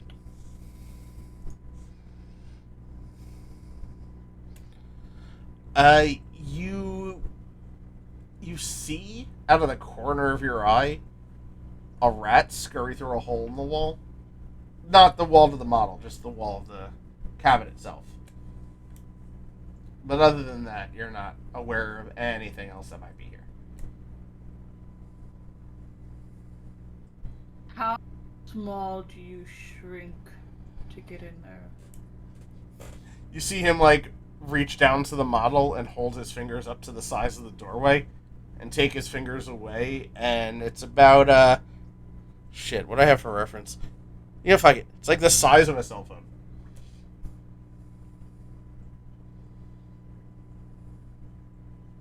Are we gonna do Honey, I Shrunk the Kids? Honey, I Shrunk the Adventurers, maybe. If 2 of us must go, it could be Zavari, could be me, could be our friend here. And it could be all of you if you'd like. I would love people to give me opinions on the inside of the buildings while they're down there. Well, if you can do all of us, then. Oh, yes. So, the ring I have allows me to shrink and enlarge. It's the magic that it was imbued with. However, I cannot use it on myself. So I could shrink you all, and then once you find the extractor, you stand on this little pedestal, and he points to the circular platform towards the edge of the town. And he's like, there, I could enlarge you without you crushing the model. I want to find the soul extractor, so we should do this post haste. Alright, so I know we've definitely got 2 that are willing to shrink. Savari? Might as well. Alright. At that point, Grak's like, I don't want to be here with this weirdo. Yeah, sure. Shrink me. So you all get shrunken down. And, hold on, just working with maps real quick. Hey, could we do our bio break now? Seems like a good act break. Yeah, I'm definitely cool with a break. I'll drag your tokens there and we can take 5. Alright, sounds good. Alright. Alright, and everybody watching, we will be back in 5, where the itty bitty people are going to encounter a model town. So, yes, we will be back.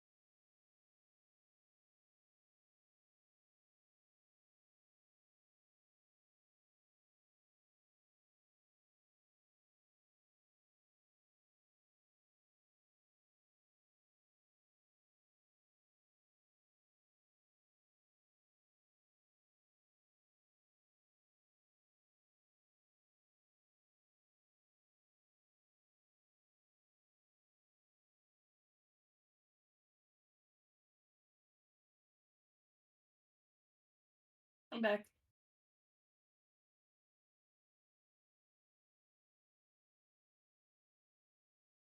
Okay.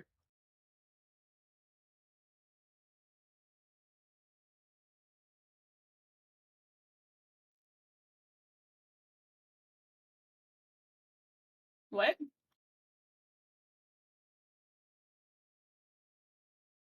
Oh, yeah.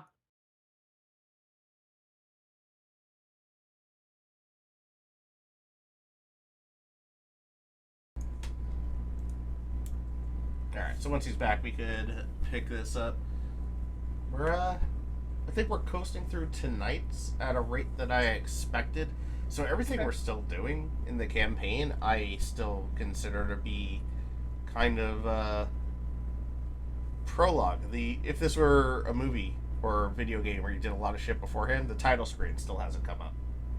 Okay, I see what you mean. Yeah.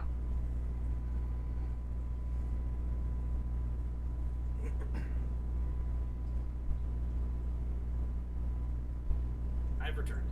Excellent. All right, we're all here. So you are all shrunken down and placed within this model of the Kingdom of Terravon to retrieve the soul extractor.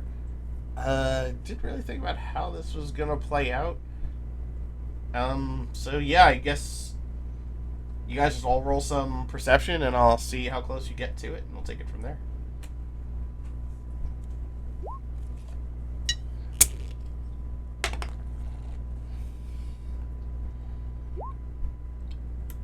Well, you made this really fast. So, as you guys are walking through these realistic-looking hallways or alleyways and seeing the buildings, you hear this almost what sounds like a machine or electronic, even though electronic doesn't exist in this world. But you hear like a humming. So you decide to follow that, and you see this piece of equipment that looks very out of place. It looks rather futuristic for the time you guys are in, so you can only assume that this is what you were meant to find. At this point, I'm going to request all of you roll stealth checks. Stealth checks? Yeah. Oh boy. Damn. Alright. So, as... Oh wait, I'm wearing chainmail. Do I need to make it at disadvantage? Oh, shit. You know what? Good call. Okay. That tracks a bit better. So, as you see Zhao, like, whip around a corner, making her own theme music, like Kronk did in Emperor's New Groove, she's all good. You and Renault are... we'll say you guys are the ones who decided to kind of co-carry the soul extractor. Because at your size, it still has, like, a little heft to it. Not everything's scaled correctly right now. Mm-hmm. And as you're carrying it, you kind of, like, bump into a wall. And you hear a rumbling. And you feel a rumbling. And there's, next thing you know, 2 rats just kind of show up. God damn it, I saw those fucking rats. You did see the rats. Hold on, let me do this right. That was not right. It's supposed to let me drag them and make them bigger. What the shit? It was a lie. Okay, just pretend they're bigger. So yeah, this time, you know what time it is.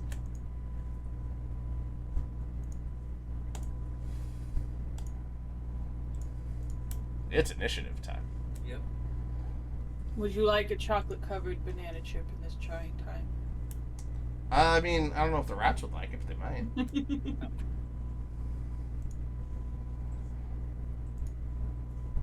Is chocolate poisonous to rats the same way it is to cats and dogs? That's a wonderful question. Not in my experience. Well, good for them, I guess.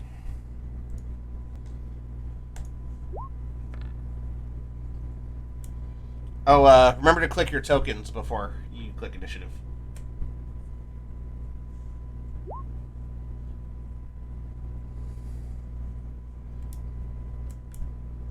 Zao, if you want, I can just enter yours since you had a nice roll.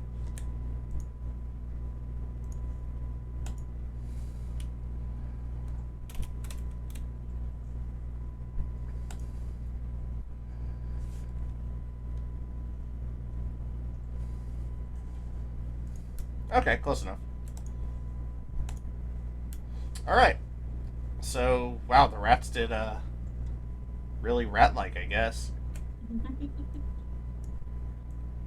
So, they're coming down 2 separate alleyways, but, Renault, there's one pretty close to you. And it is your turn.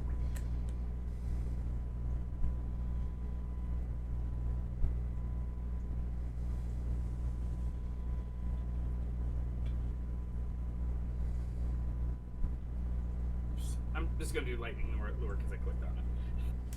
Okay, so they have to make a strength save? Yeah, but I don't think I hit him. A 5. Is that your hit? Yeah. Oh, no, you're good. They just whiffed it. Oh, good. So, yeah, Grak is up. And he sees the one coming down the other alley.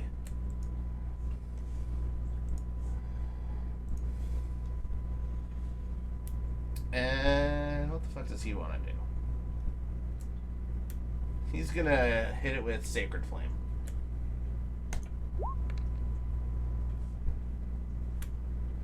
Wow, let's see if it saves. For that 1 damage. It did not save, so that rat took 1 whole damage. And Grak's like, being small has weakened my magic. I apologize. And Zio, you're up.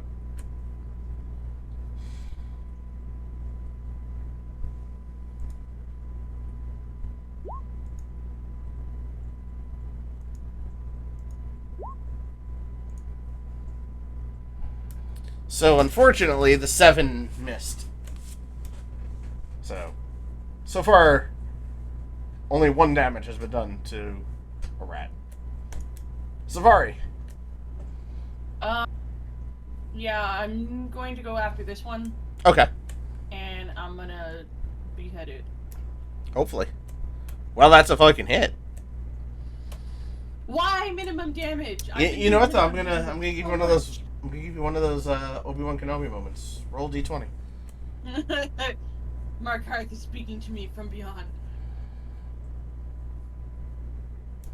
There we go. You broke the midpoint, so you also broke the skin of this rat.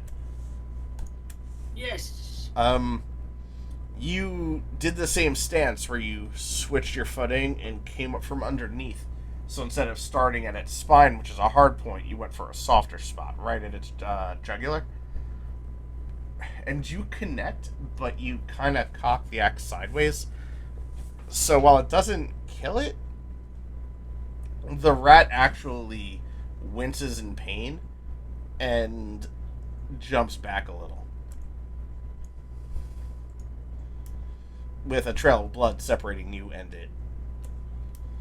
However, now it's the rat's turn. So, the first one is going to go after Renault, just based on how everything's positioned.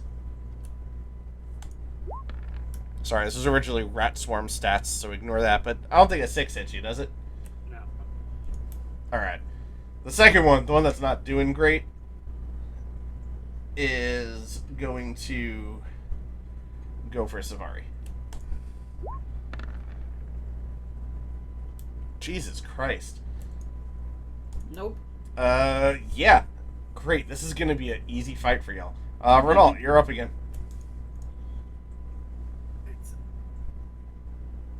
Are there any loose stones around? No, it's a model, so everything's really pristine. Okay. Firebolt it is then. Oh, shit. 14. That's a hit. 6 damage. For this one, I don't know if it's because you're smaller or what the case may be. You don't feel that burning sensation that led to the bigger hits. However, when you hit this rat, Mhm. the shot hits the side of its cheek and pierces through, and also hits a wall. Okay. And the model starts to catch fire. All right. Excellent. And now Grak is up, and he's like, "Oh, fire!" So he's gonna look at his spell slots and realize, yes, he could do this. He's going for the one that Savari entered, since he's closer to that one, with a Hellish Rebuke. I'm gonna say it's not gonna make the deck save, but I'll give it a chance. It did not. So that rat and the entire building behind it are gone. And you hear, "What the fuck?" from Liggity. Mm. And, Zio, you're up.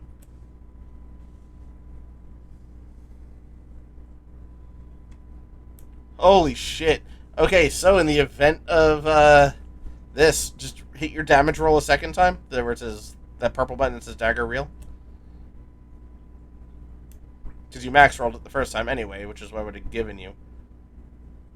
I don't know why it says 3 plus 4 this time. I don't know what's going on. You know what? I'm just going to give you all those numbers, because your character sheet's broken right now. So, you take this rat, who's already not doing great from having half of its face burnt, and you run and jump over Renault, kind of putting your hand on his shoulder to springboard, and just stab this dagger right between the rat's eyes. And as you go to pull out, instead of pulling straight out, you twist the dagger and go sideways through its brain. And yeah, that is the end of Rat.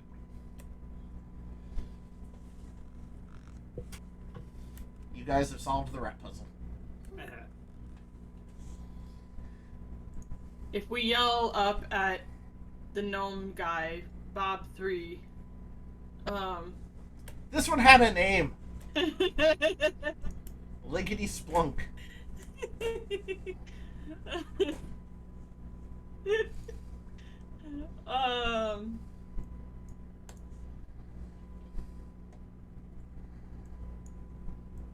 The place we can go to get well, does he hear us, I guess? Well, he just told you to go to that platform at the edge of the town when it was done. Right? Go there and get enlarged.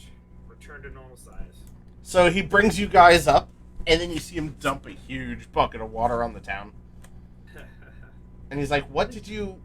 You were just supposed to get the soul extractor. Why did you Maybe burn you're half my supposed to- model? Maybe you're supposed to get an exterminator because we were attacked by rats. Those rats have been quite a nuisance. But, okay. So this is weird. Really weird, and I'm sorry. But, I know I gave you the soul extractor for free, but you did damage my model. Could we,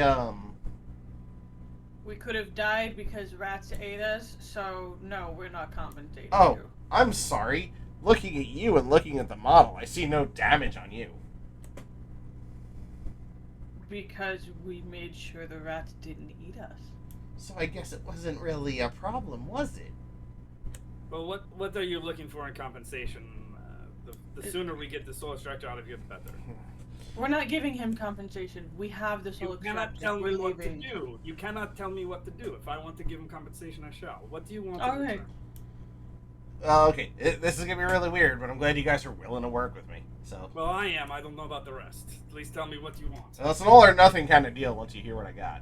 But I need 1 drop of each of your blood. No, Just 1. You have No. plenty. no. That is an extremely suspicious type of compensation for what we did to your stupid model. Okay. You want me to tell you why I need it? With Is that, it going to make me want to give it to you? I don't know. I don't know how you function. Anyway, you're the first people that have come by since Ironbrand, and he's apparently not coming by anymore. And what I need is I am working on making tiny clones for my tiny model town. No. You'd be a parent. No. Alright. How about this? And he pulls out a dagger. I pull out my glaive. Okay, so this was the wrong move. I apologize. We've all gotten a little heated. I'm having a lot of a lot of problems with this. But I see you guys. And he throws a smoke bomb and attempts to escape, and he runs face first into a wall. Alright. So plan D. You guys keep the soul extractor. You go. Just don't hurt me. Fuck the model. Just don't hurt me. He made a soul extractor and you guys thought he was just cool. Like, am I the only person running after this weirdly suspicious fucking gnome that He's made laying a on the soul ground still. extractor? There's no running after him. He's still on the ground. Oh, I thought he threw a smoke bomb and he was like running for his No, life. he threw a smoke bomb and he ran face first into a wall. I would say you are. I was impressed at first, but you have turned out to be a very silly person. And I would rather leave you behind. Well, Can we kill him? He's suspicious. wait, what? No. Leave him. He's harmless. He's making clones. I'll tell you what. You let me live, I'll sweeten the pot. Okay. The pot isn't sweet to begin with. You have the soul extractor. You didn't get hurt. That's pretty sweet to me. I got hurt. I already got a bump on my head. That Anyway. was your own fault. Anyway, I will give you. And he takes off the ring with the shrinking and enlarging spell imbued in it. I will give you this ring. To any member of your party that may be interested in such an amazing item. I'm I sorry? believe Savari is the best choice for such a device. If it can make me bigger, So you Well, can't wait. use it on yourself. Somebody else has to use it on you. I'll pass it to her. No. No, well, thank you. We'll use it judiciously. So, I don't die. You guys got a cool ring, and you got the soul extractor. We're all good. You get out of my house. Of course. Excellent. I'm just glaring at him, walking away backwards. He just starts making himself some tea. He's like, I can't do this. At this point, Grak, who's been really just silent, is just kind of standing there, just very confused. But realizes now that you've got the soul extractor and we don't know what exactly it does, he's letting you know of another little spell he could do. And he's like, hey, we need to get back to the Defenders Guild, like, now. And he pulls a shimmering purple, I guess like a glitter, out of a pouch that he has at his waist. And he just kind of throws it up in front of him, and it creates a doorway. Why do we have so many portals? Can we not walk there like normal people? You could With walk. our feet. This is much faster. God damn it. Exactly. I'll pick up the fucking soul extractor and follow him through the fucking portal. Alright, so the soul extractor, now that it's full grown and everything's been restored to its normal size, I'd say is... I was going to say it's about the size of a laptop. It's like the size of a, like, early 90s laptop. So it's clunky, it's big. But it's not too cumbersome that you can't carry it. I'm a 7-foot giant, like half giant woman. I think I can. Okay, it's in your pocket, I get it. Is Jen muted? I haven't heard her in a while. I think so. I see her mess with her headset. She may be muted.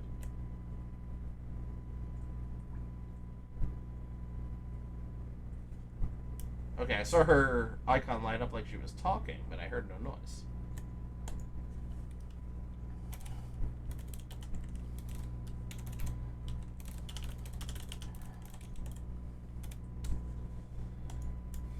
I didn't realize you had typed that in chat. So yes, you beat me to the punch quite a few minutes ago.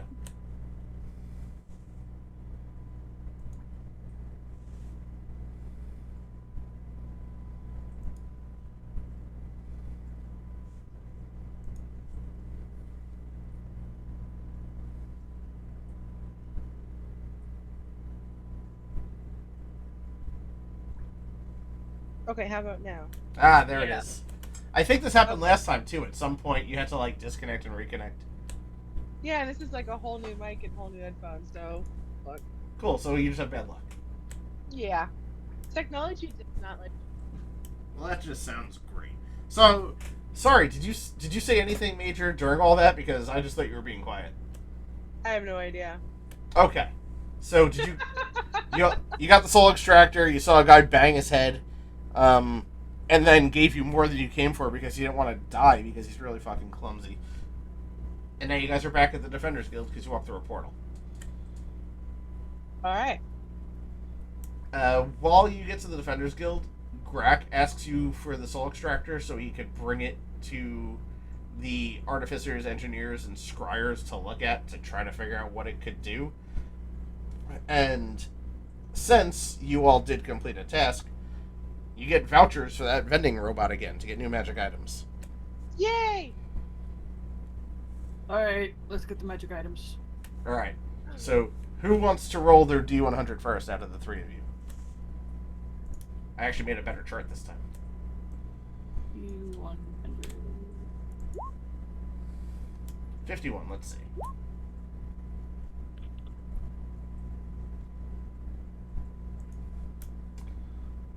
The Leviathan Axe. It's a bearded axe with a mithril blade, inscribed with a mystical scrollwork. The handle is made from the arm of a treant, and the axe deals 1d8 plus 5 slashing. If thrown, the axe will return to its wielder's hand in 1d4 rounds, unless grabbed and held. On a nat 20 attack roll, it'll also deal an extra 1d6 cold. Nice. Can you DM all of that to me? That way I can... Okay, thank you. Oh yeah, my plan is to just paste these into chat so you guys could add them to your sheets. Alright, who else rolled? Jen rolled, let's see.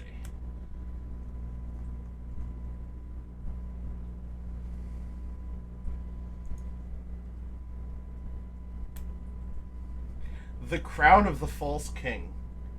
It's a tin crown that increases the confidence and self-image of those who wear it. Made for a shy human boy who had trouble talking to people. It grants +2 to all charisma checks. That's awesome.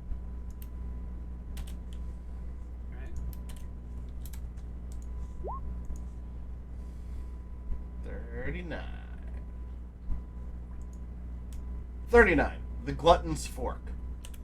Once a day, this fork will allow the user to eat any non-magical item they could fit in their mouth and regain 2d6 HP. Just tap the fork on the item and it will turn edible. I want that in real life.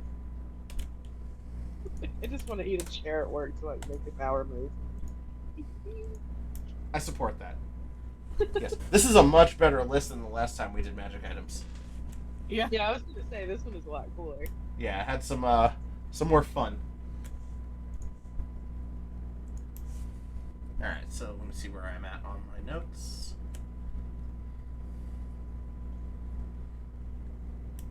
Oh, excellent. So, at this point, you guys hear that the soul extractor has... They've made some work into how it's supposed to function. And they ask you all to come to the meeting chamber. Do all of you go? Mm-hmm. Yep. Why not? Excellent. By the way, as this is all happening, you also have time to rest, so if you lost any HP or spell slots or anything of that nature, it's been restored. And as you guys are in there, they're explaining to you that It's meant for the king's pendants. They deduce that by measuring the slots on it. And what it does is it actually first smelts the metal away, which was part of these swords that were used to control the land. And it saves that melted metal for another use that they haven't quite figured out yet. But then at that point, it takes the captured soul and extracts some sort of power from it and places it into this empty receptacle. And what they're figuring right now is that they're trying to make a single item that contains the power of all of the gems in one. Oh shit. As you guys are hearing this, the doors burst open. I mean, swing open, slam, shake some paintings on the walls that hard. And an out-of-breath messenger. King Fager's pendant went missing. He wants all the leaders to go to Taravan and meet and come up with a plan as to stop this from happening to anyone else.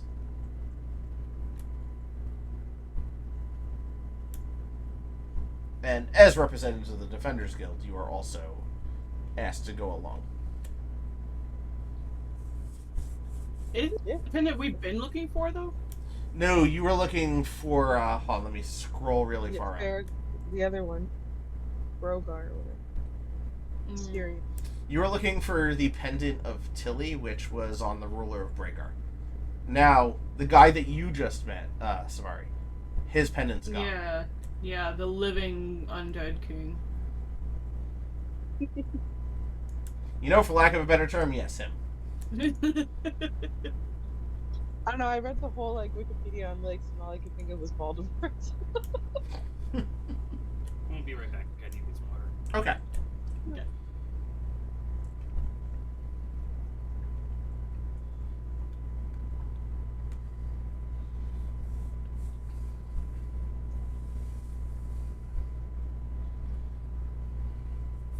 Adding to Savari's flaws that she is scared of undead. Yeah, that's a new one. I felt like she had too little things to be scared of, and I was like, you know what? We just came across some undead. That seems like a pretty valid thing to be scared of. Yeah, she definitely wasn't cool with it. No.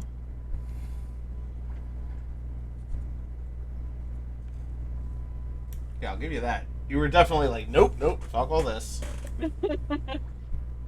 I honestly think that it is extremely valid to be not chill with undead things, and honestly, should probably be a default for most people.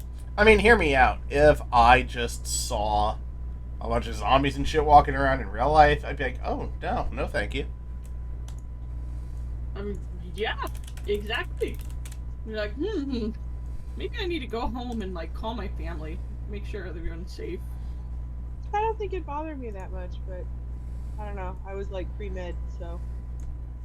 I've seen too many zombie apocalypse movies to be like, yeah, no, it's totally fine to be cool with just zombies hanging out. No, yeah, if there's an apocalypse, I'm just gonna lie down. I don't really see the point in surviving. That's a good strategy. Yep, I'm not good at cardio. I don't like running. I don't like not having air conditioning or Wi-Fi. It's just not worth it. Oh, for sure, I'd throw in the towel too. Yeah, no thanks, bye. I'd at least want to find my family first. Just because, you know, if we're going to make a plan, we need to make a plan together. If the plan is to just lie down and just be like, nah, fuck this shit, we're out, you know, I'm going to make sure that I do it with my family, not just by myself. I'll send them a text. It's just don't come looking for me, it's fine. Good luck, y'all. I'll tell you where I stashed my toilet paper in case you need it for, currency. That's so generous of you. Alright, so I see Barrett's back. And, yeah. So, you guys are all going to Taravan. The leaders of all the kingdoms are heading there. And because there is no new king of Bragar at this moment, as the Defenders Guild, you were kind of acting as temporary leaders. Where did I go? Oh, there it is. So you all arrive at Terravon shortly after everybody else, and there's a feeling of stress and worry in the air also.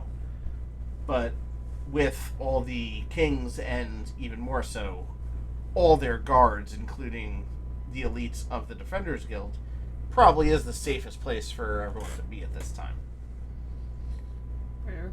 They have you with them in the Great Hall of the Castle of Terravon to discuss what the next step should be.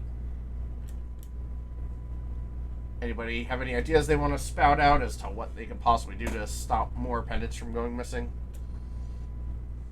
Well, first of all, maybe we should tell them about, like, the soul extractor and shit. That way, if they're not concerned, now they are. Well, don't they know? No, the only ones who knew about it were you guys and Ironbrand. Oh, then yeah, we should definitely tell everybody. And then we need to find who's taking the pendants, because obviously they're the ones behind it. Yeah. As you say this, you see all the kings that still have their pendants, so basically everyone but Fager. They, like, clutch their amulets close to their chest and, like, stuffing them inside their robes so they can't be seen or accessed or anything. And, yes, everyone that was already worried is now really worried. At this point, Renault, roll a, I guess perception, for lack of a better term. I feel like we're throwing a lot of those, but it's the best thing I can think of for this. 18. Excellent. You start feeling in your chest, like, fire. Not just heartburn, like, actual fire. Mm-hmm.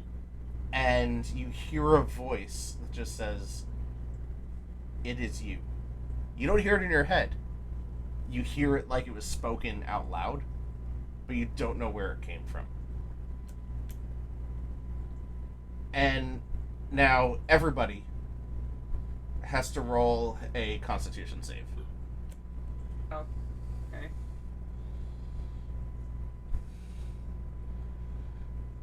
Oh no! But I have a +4. Wow! 2 of you rolled 19s. Jesus. Mm. Well, I'm glad you guys are okay. So, Savari falls completely unconscious. Fuck. The other 2 of you drop to the ground limp. I screwed up my constitution somehow. That definitely shouldn't be +9. Us +9? I fucked it up. Well, It's probably more like a +4.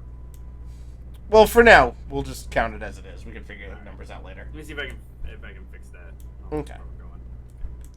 So, where was I? Yes.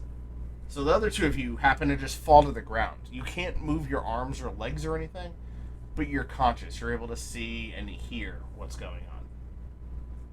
And you see a large figure. You can't quite tell who or what it is, but they are fully clad in Shadowvine. And they walk up to each leader and just pluck the pendants off of them. And then We just made it easy for them. Shit. a blue ring on their finger starts glowing. And you hear a voice, "Did you get them? We're short on time and still need to locate the soul extractor." And this figure responds, "Calm down. I've got the pendants and I've got a lead on the extractor." And he walks over to where you 3 are on the ground. And Grak as well, because he was next to you. And he starts searching your bodies. And when he gets to Grak, he pulls a key off of his person and says, "Well, time to visit the old alumni and get the soul extractor." And he walks out of the room. In about 2 more minutes, everyone finally regains consciousness or is able to move and speak. Shit just got real, son. Oh, shit. I died. No, you're back. Oh, I'm You not. were just on. It was so the way it worked is his plan was to knock everybody completely out. A couple that resisted, they still fell limp and were able to see and hear, but they couldn't do anything about it. He wanted no witnesses. He didn't realize that they could see, which is a real shame that you're the one that couldn't see. And I can't say why, but it's great. Oh, he's big. Mm-hmm. Extrapolate, Renault. And it's someone who was working with the Defenders Guild, based on what he said. And he's big. There's a lot of big people, but if you're insinuating that it's Mariketh, then I'm afraid that may be true. Oh no, it certainly wasn't Marikarth. Since you were able to see, you knew it wasn't him. Oh, okay. The way this guy spoke, he was a former member. Savari in particular, is it a shame that she couldn't see? Guess we'll never know. It's a secret. I mean, I don't want to give you guys like player knowledge that spoils things for later, but you'll know eventually. Yup. And at this point, Grak is like, alright, well, fuck, and he pulls that little sparkly shit out and makes a portal. He's like, we gotta go back to the guild, now. Yeah. As you walk through, you see another portal close. You don't know how long these portals last, but you do see this other portal close. And you see blood in bodies. Blood sprayed on the walls, bodies on the floor, and a path of blood leading to where they were studying the soul extractor. Well, And, shit. Barrett, you need to roll another, Hold on, let me look at the sheet real quick. There's gotta be something better than perception for this. What's your primary stat, by the way? Intelligence. Intelligence. Okay, roll an Arcana check. Beautiful. At this point, you hear the voice again, and you feel the burning. It is you, my descendant. And all of a sudden, from the room where all the pendants were, or where, sorry, not where the pendants were, where the soul extractor was, you see the black pendant, the pendant of Salazar, whipping through the air. And behind it are the other pendants being held by these black tendrils. And it flies into your chest. Not like hitting it, but the pendants, for a moment, actually embed themselves inside your chest before pulling back out and falling into your hands. I don't like that.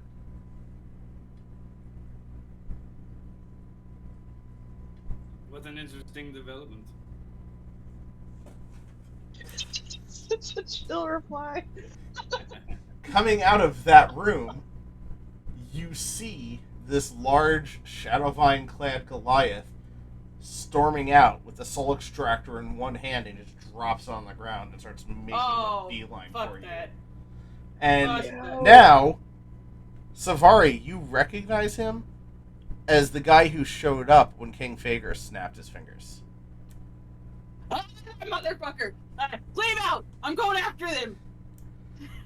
As he's walking in, he says, well, I didn't think I'd be killing you just yet, but today's my lucky day. And he draws this two-handed claymore, just in one hand, and a tower shield in the other.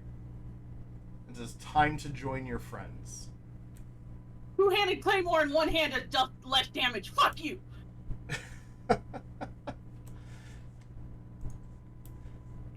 Oh, you gotta be fucking kidding me. I do not have his sheet. Hold on, I can fix this. I'm rolling initiative. Okay, click. Don't forget to click your token. 21!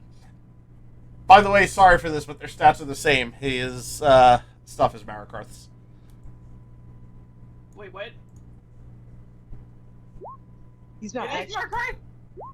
He's not Marikarth, but his Oh. his stats are the same. Okay. You guys gotta back me up. Don't know why there's a .16, but that's something I'll iron out later. What kind of initiative is that? I have no idea. Slightly faster than a 13. Yes. And then we just need Jen to throw hers in there. I thought I clicked it. I'm not seeing it.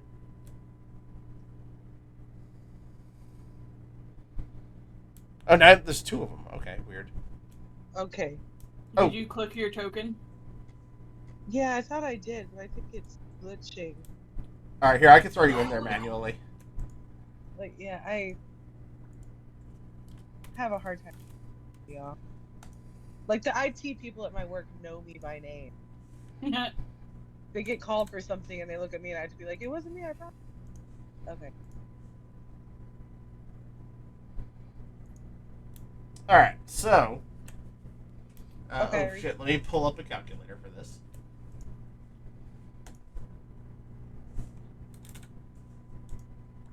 All right, Safari, as this happens to play out well for the flavor of everything going on, you're up first.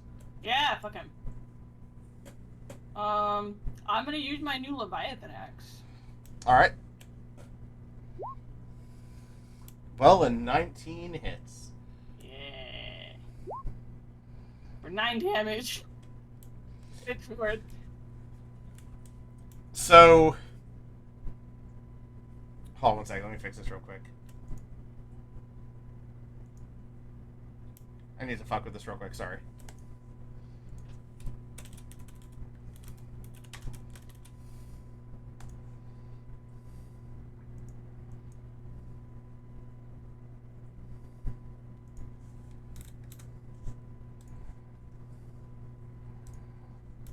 Okay. I put his actual name in there now instead of Markroth. So, as you go to hit him, you hear that voice again. Roll a d20. Okay. Good enough. You hear, change your footing, swing higher. And as you connect for 18 points of damage, you realize that that voice wasn't in your head this time. Marikarth just entered the room. Oh. And at this point, it's the villain, Grisham's turn. With one hand, with the shielded hand, he pushes you aside to swing at Marikarth. And let's see how he hits. They have the same stat sheet, so this should be fun.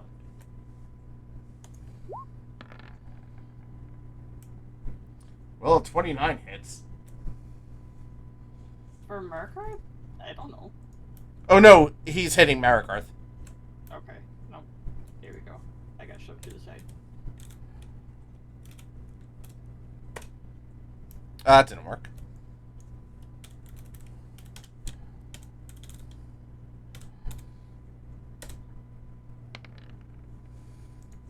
And he hits Marikarth for 13 damage. And it just kind of glances off Marikarth's chest. And now it's fucking Marikarth's turn, and he's going to return the volley.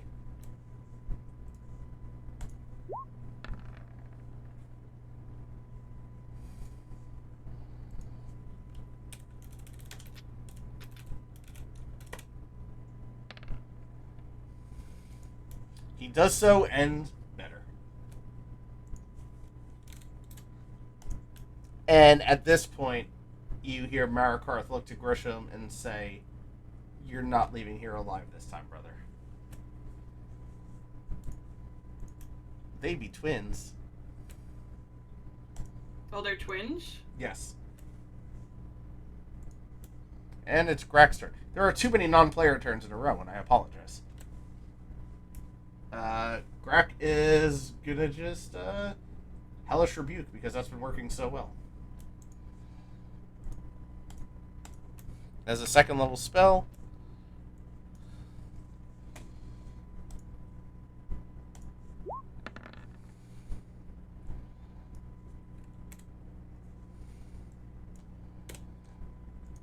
However, he does pass the dex check, so it only hits him for 10.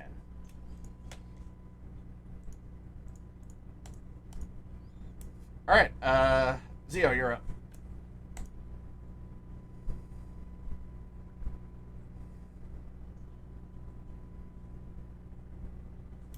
That is unfortunately a miss. I guess you just went to, like, go stab him, and he just kind of glanced at his side with his shield. Well, he's a dick. Oh, he is. He did render a whole room unconscious somehow. Yeah, that's true. And Renal, you're up. Alright. Firebolt!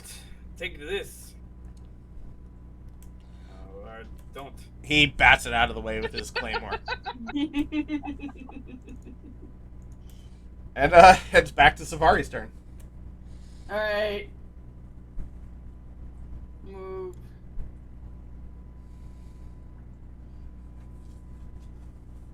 Ooh, I'm gonna need you to roll a D100.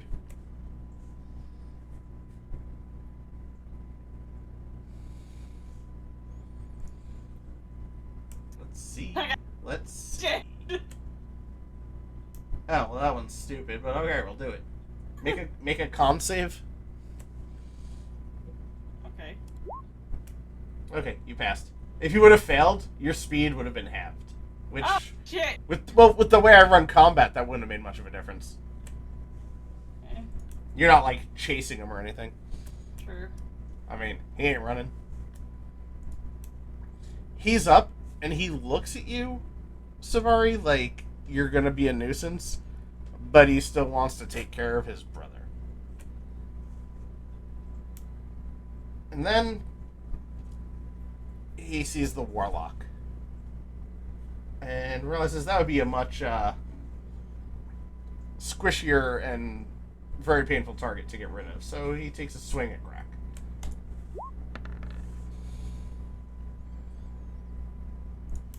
Well, he hits.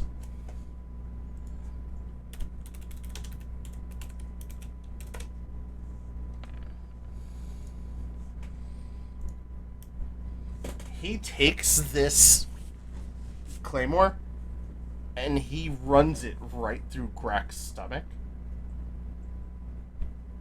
and kicks him away Fuck. and takes a second attack.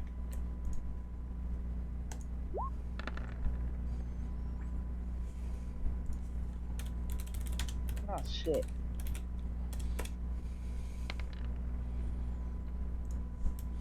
And with that, he beheads Grack. No, I like Greg. Greg didn't have as much HP as I thought he did. Nope, he's a level 3 squishy.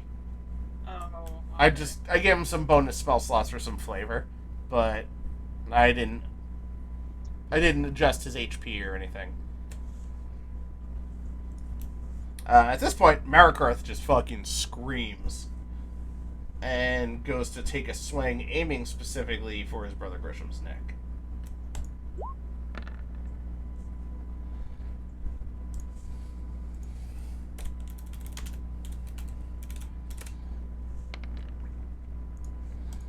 And he hits, but it hits like the collar of his cuirass, so it doesn't actually carve his neck open or anything. Yeah, I gave this guy a lot of HP. Fuck. Anyway, Zio, you're up. I love that. I gave him a lot of HP. Oh, hey, you're up. Okay, fine. Oh, wait. You hit him! Fuck me. Nice. Ah. Roll a d20.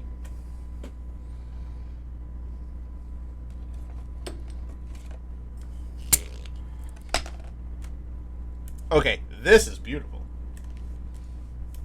So, you throw your dagger at him from where you're standing, and it sticks in a joint in his left arm where the armor was separated so it could bend. You run to it, and you kick the dagger further in, And then all of a sudden, you feel that same tingling in your hand that you felt before, except this time you know exactly what to do with it. And as you start swinging your hand towards his face, the dagger flies out of the wound and into your hand. That is so cool. And you slash him on the cheek as well, for a total of 18 points of damage. Fuck yeah. Awesome. And he now sees you as a threat. Not so awesome. Renault, you're up. If there's something loose, I think I might try catapult instead of firebolt for once. Hey, go for it. Alright, he needs to make a DC 11 something. Just tell me what kind of save it is. Let's find out.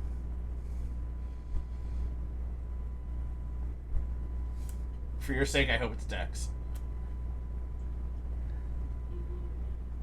It is Dex.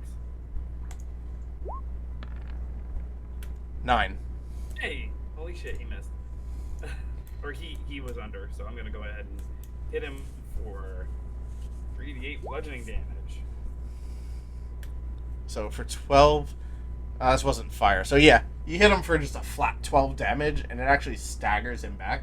Because he was like, what the fuck was that? You hear that voice over his ring again. He's like, we need you back here now. And you hear Grisham saying, I'm about to finish this up. The fuck you are. As it is now Savari's turn. Fuck him up. Yeah.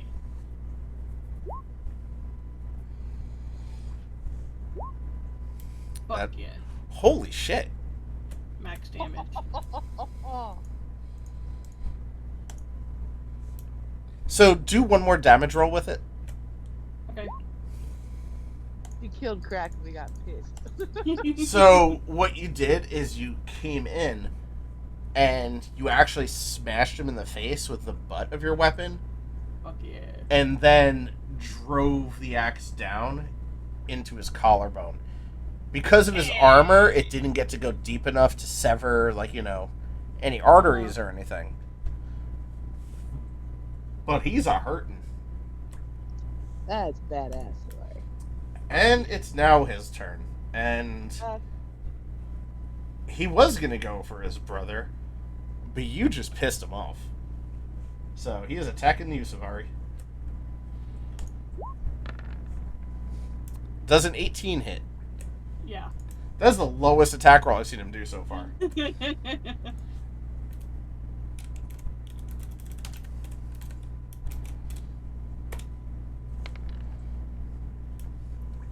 So he comes down on you. You okay? Yeah, that was just fucking funny. It's the lowest amount of damage. Lowest attack roll, lowest damage roll, yeah. So he comes down at you with this claymore one-handed, and you sidestep almost like really gracefully for your character and what they've done previously. And he happens to clip part of your shoulder blade enough to pierce your skin, but not enough to do any real damage. Just returning the favor. And then it's at this point that, with Grak dead, and even though y'all have done really good against Grisham, Marikarth runs up and clashes swords with him and tells you all to leave. He commands you all to run out of the room. Okay.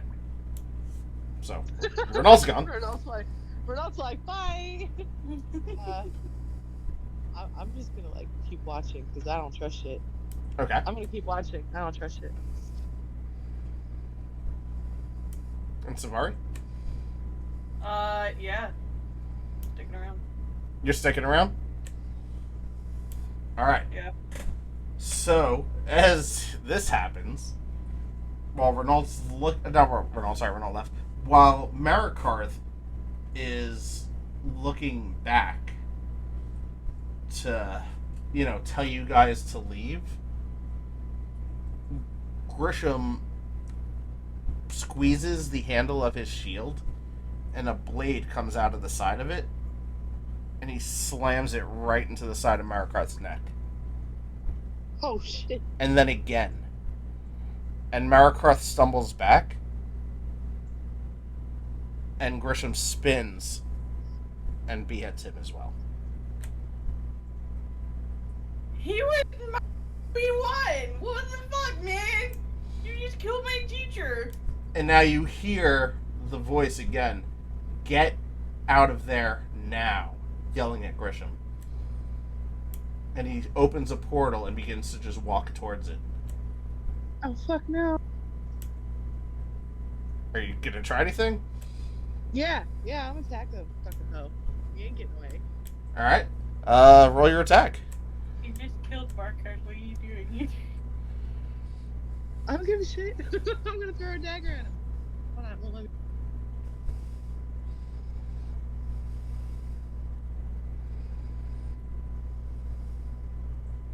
Oh, page unresponsive. Oh, fuck.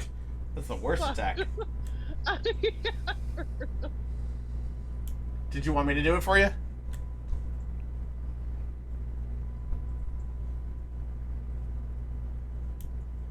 I'm restarting it. Okay. I shall let you do that then before I start popping shit open. I think I killed it somehow.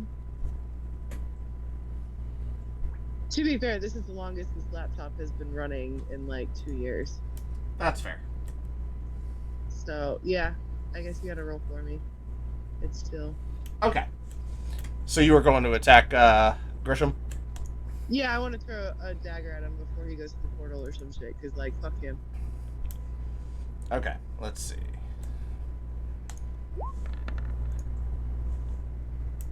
So the dagger missed? Damn. Did you want to try to grab it? Because you're not getting that tingle anymore. Oh, like, so I'd have to run up to him? Yes, and as he's heading to the portal, he just grabbed the soul extractor. Ah, what? No! Oh, Son of a bitch. can I try to destroy the soul extractor? Like, attack the soul extractor as he's, like, going? Yeah, shit. It doesn't have an AC, so I guess I'll make it a 15.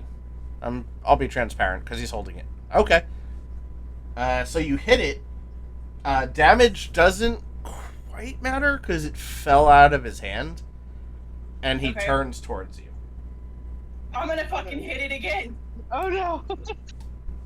As you swing down, he goes to block. So you're gonna do a straight dex check with him. Okay.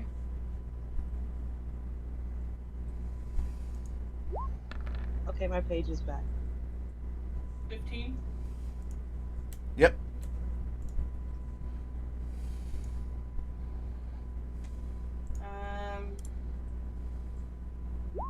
There we go. Ah, fuck.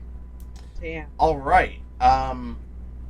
As this happens, he takes the blade and slides it up the handle of your axe and goes towards your shoulder. You need to make a dex save. Okay. Ooh. Oh shit. Everything goes white. You take off my arm. You come to, and your left arm has been removed. Ah, shit. Hey, this is the realm of magic. I just gotta find some wizard to put it back on. That's So, he's gone. The soul extractor is gone. Marikarth and Grak are dead. And so is my arm. And so is your arm. We should go look up one of those zombies, see if we can get you a replacement arm. At this point, Captain Desmond bursts in, and he's like, what? And he sees Marikarth's body, he sees Grak's body, he sees you laying there without an arm, and he just asks what happened. Because he wasn't part He of got this. fucked up. I'm sorry? No, I was just telling him shit got fucked up, yo. So, he has the pendants, he has the soul extractor? Unfortunately, yes. Barrett, you have the pendants. Oh, shit. God. They flew No. they flew He only does the soul extractor. Yeah. How did you get the pendants? They flew into my hands. Apparently I have some connection to them. Ancestor of mine. Do you know who your ancestor is? Which pendant it was? It was the black pendant. The furniture maker? Apparently, I did not know we were related. You see him just kind of take a step back, and he's like, well, for now, I would like you to hold on to those. Don't wear them. Don't want to confuse people further than everything that's already happened. But they came to you for a reason. I'm entrusting you to hold on to them for now.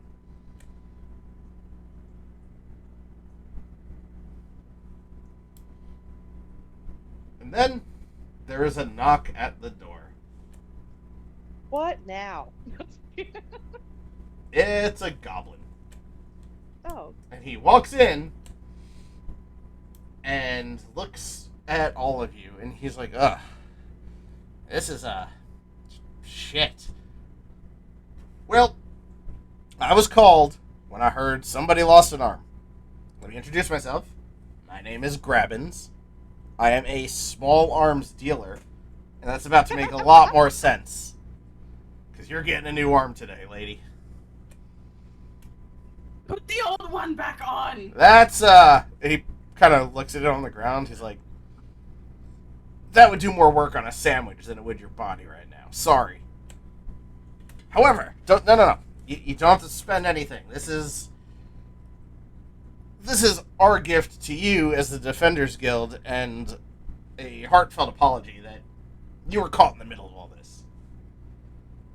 So what I have for you, and he just pulls out this, like, dirty-looking burlap sack. Okay. You stick your little nub in there, and what happens is the arm of your destiny will affix itself to you. There's many different arms in here. This is a bag of holding. This is like a whole other universe. You want a sandwich from Brager? And he jumps into the sack and jumps out with the sandwich.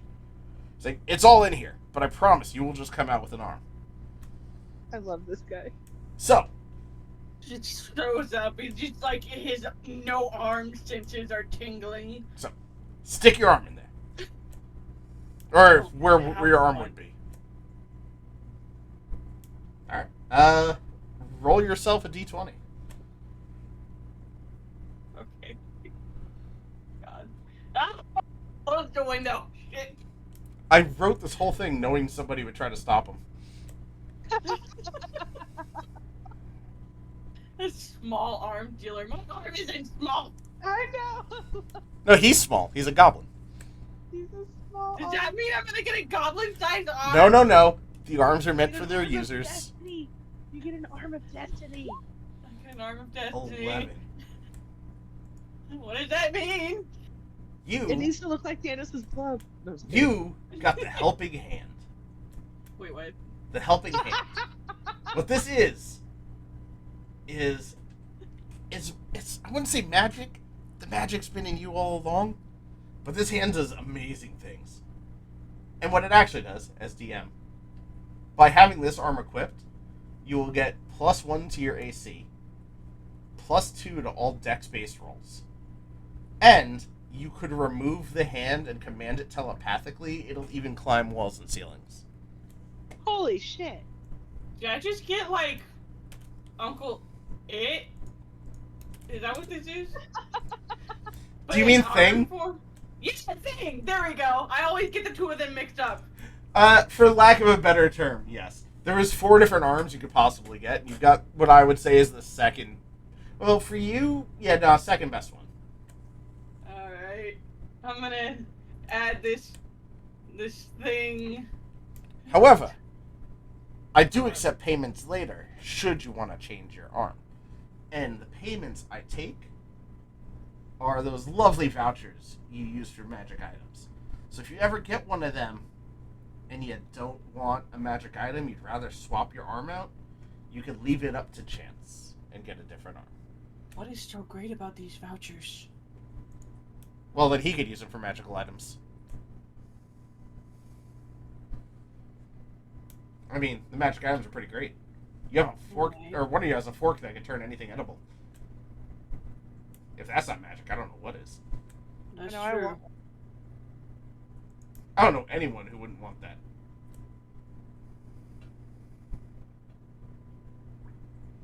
That would have saved me in college. That would have saved me through most of my adult life. Holy shit.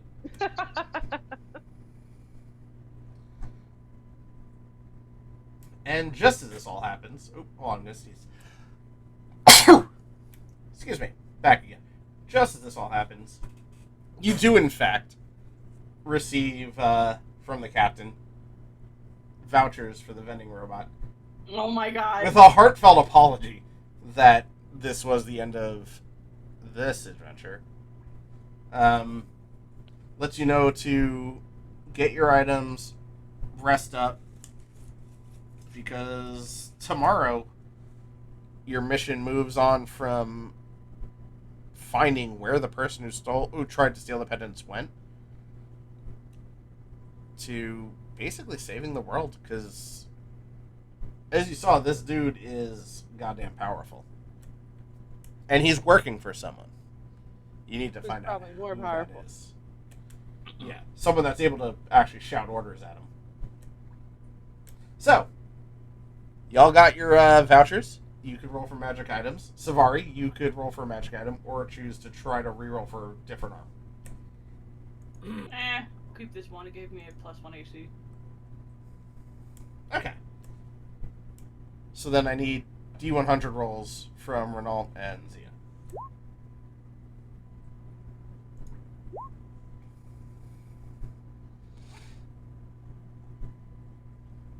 Am I rolling too, or was that? Oh, my yes. arm? And sorry, and you could do that too. My mistake. Okay.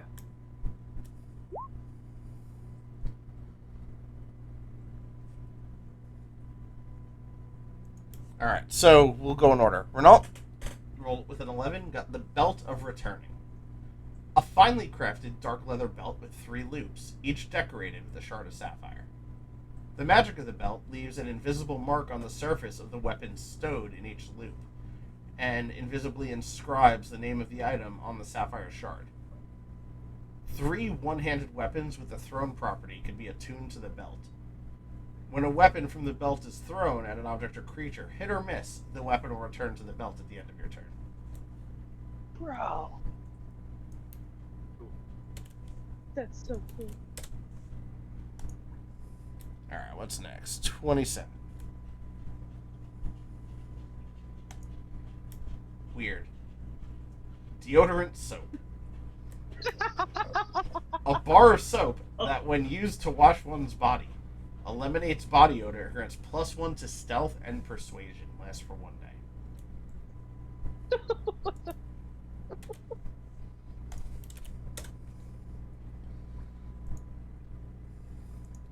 Let's see. Lastly, 78.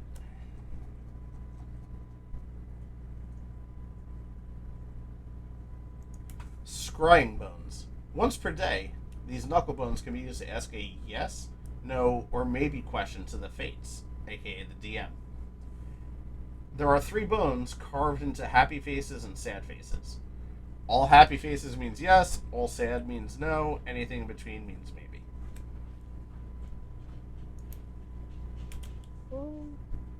I have happy face, sad face bones. Yes.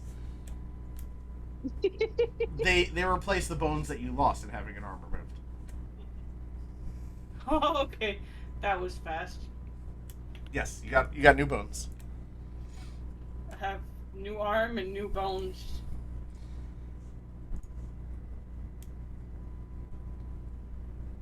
I'm like thinking of all the weird shit you can do with that detachable and commandable hand.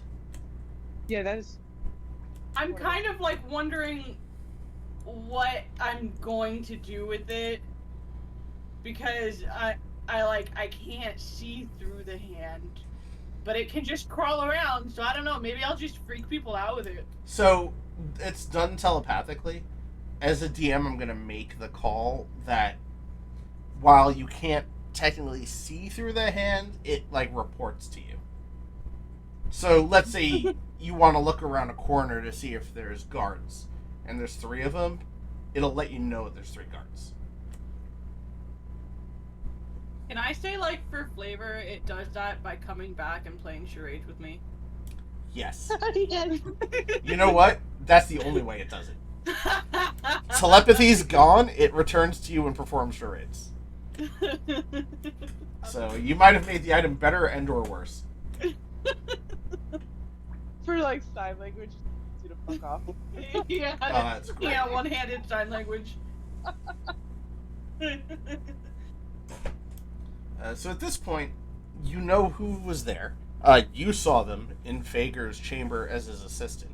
You also know there was an attempt to steal Fager's amulet, so you probably put 2 and 2 together with that. That was more specifically for Savari. I don't know if that information was shared with the rest of the party by her, but what you guys know is that someone is not only after the pendants, but they're after a means of extracting some sort of unknown power from them and turning them into what would effectively be, I guess, if I'm going to pull a pop culture reference, the Infinity Gauntlet of this universe. Something where it has all this power combined into a single artifact. You got to find out who it is, you got to find out where they are, but that will all happen in the next session at 3rd level. Level 3. Woo! Level 3. Now we can choose subclasses. Yeah, level 3 starts blowing some stuff wide open for you guys. So, tentatively, 2 weeks from today. Whatever day that may be. Kind of try to pull up my calendar. 13th? Yes, Saturday the 13th. Not quite as scary as Friday the 13th, but still a little spooky. And yeah. With that, we're done for the night.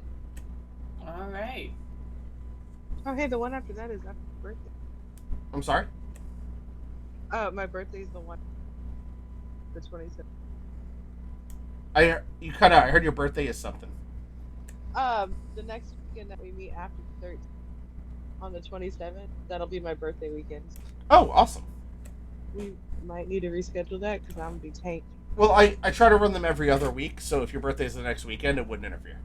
No, it's No, I'm the next- saying, Oh, you mean the next session would land on your birthday? yeah.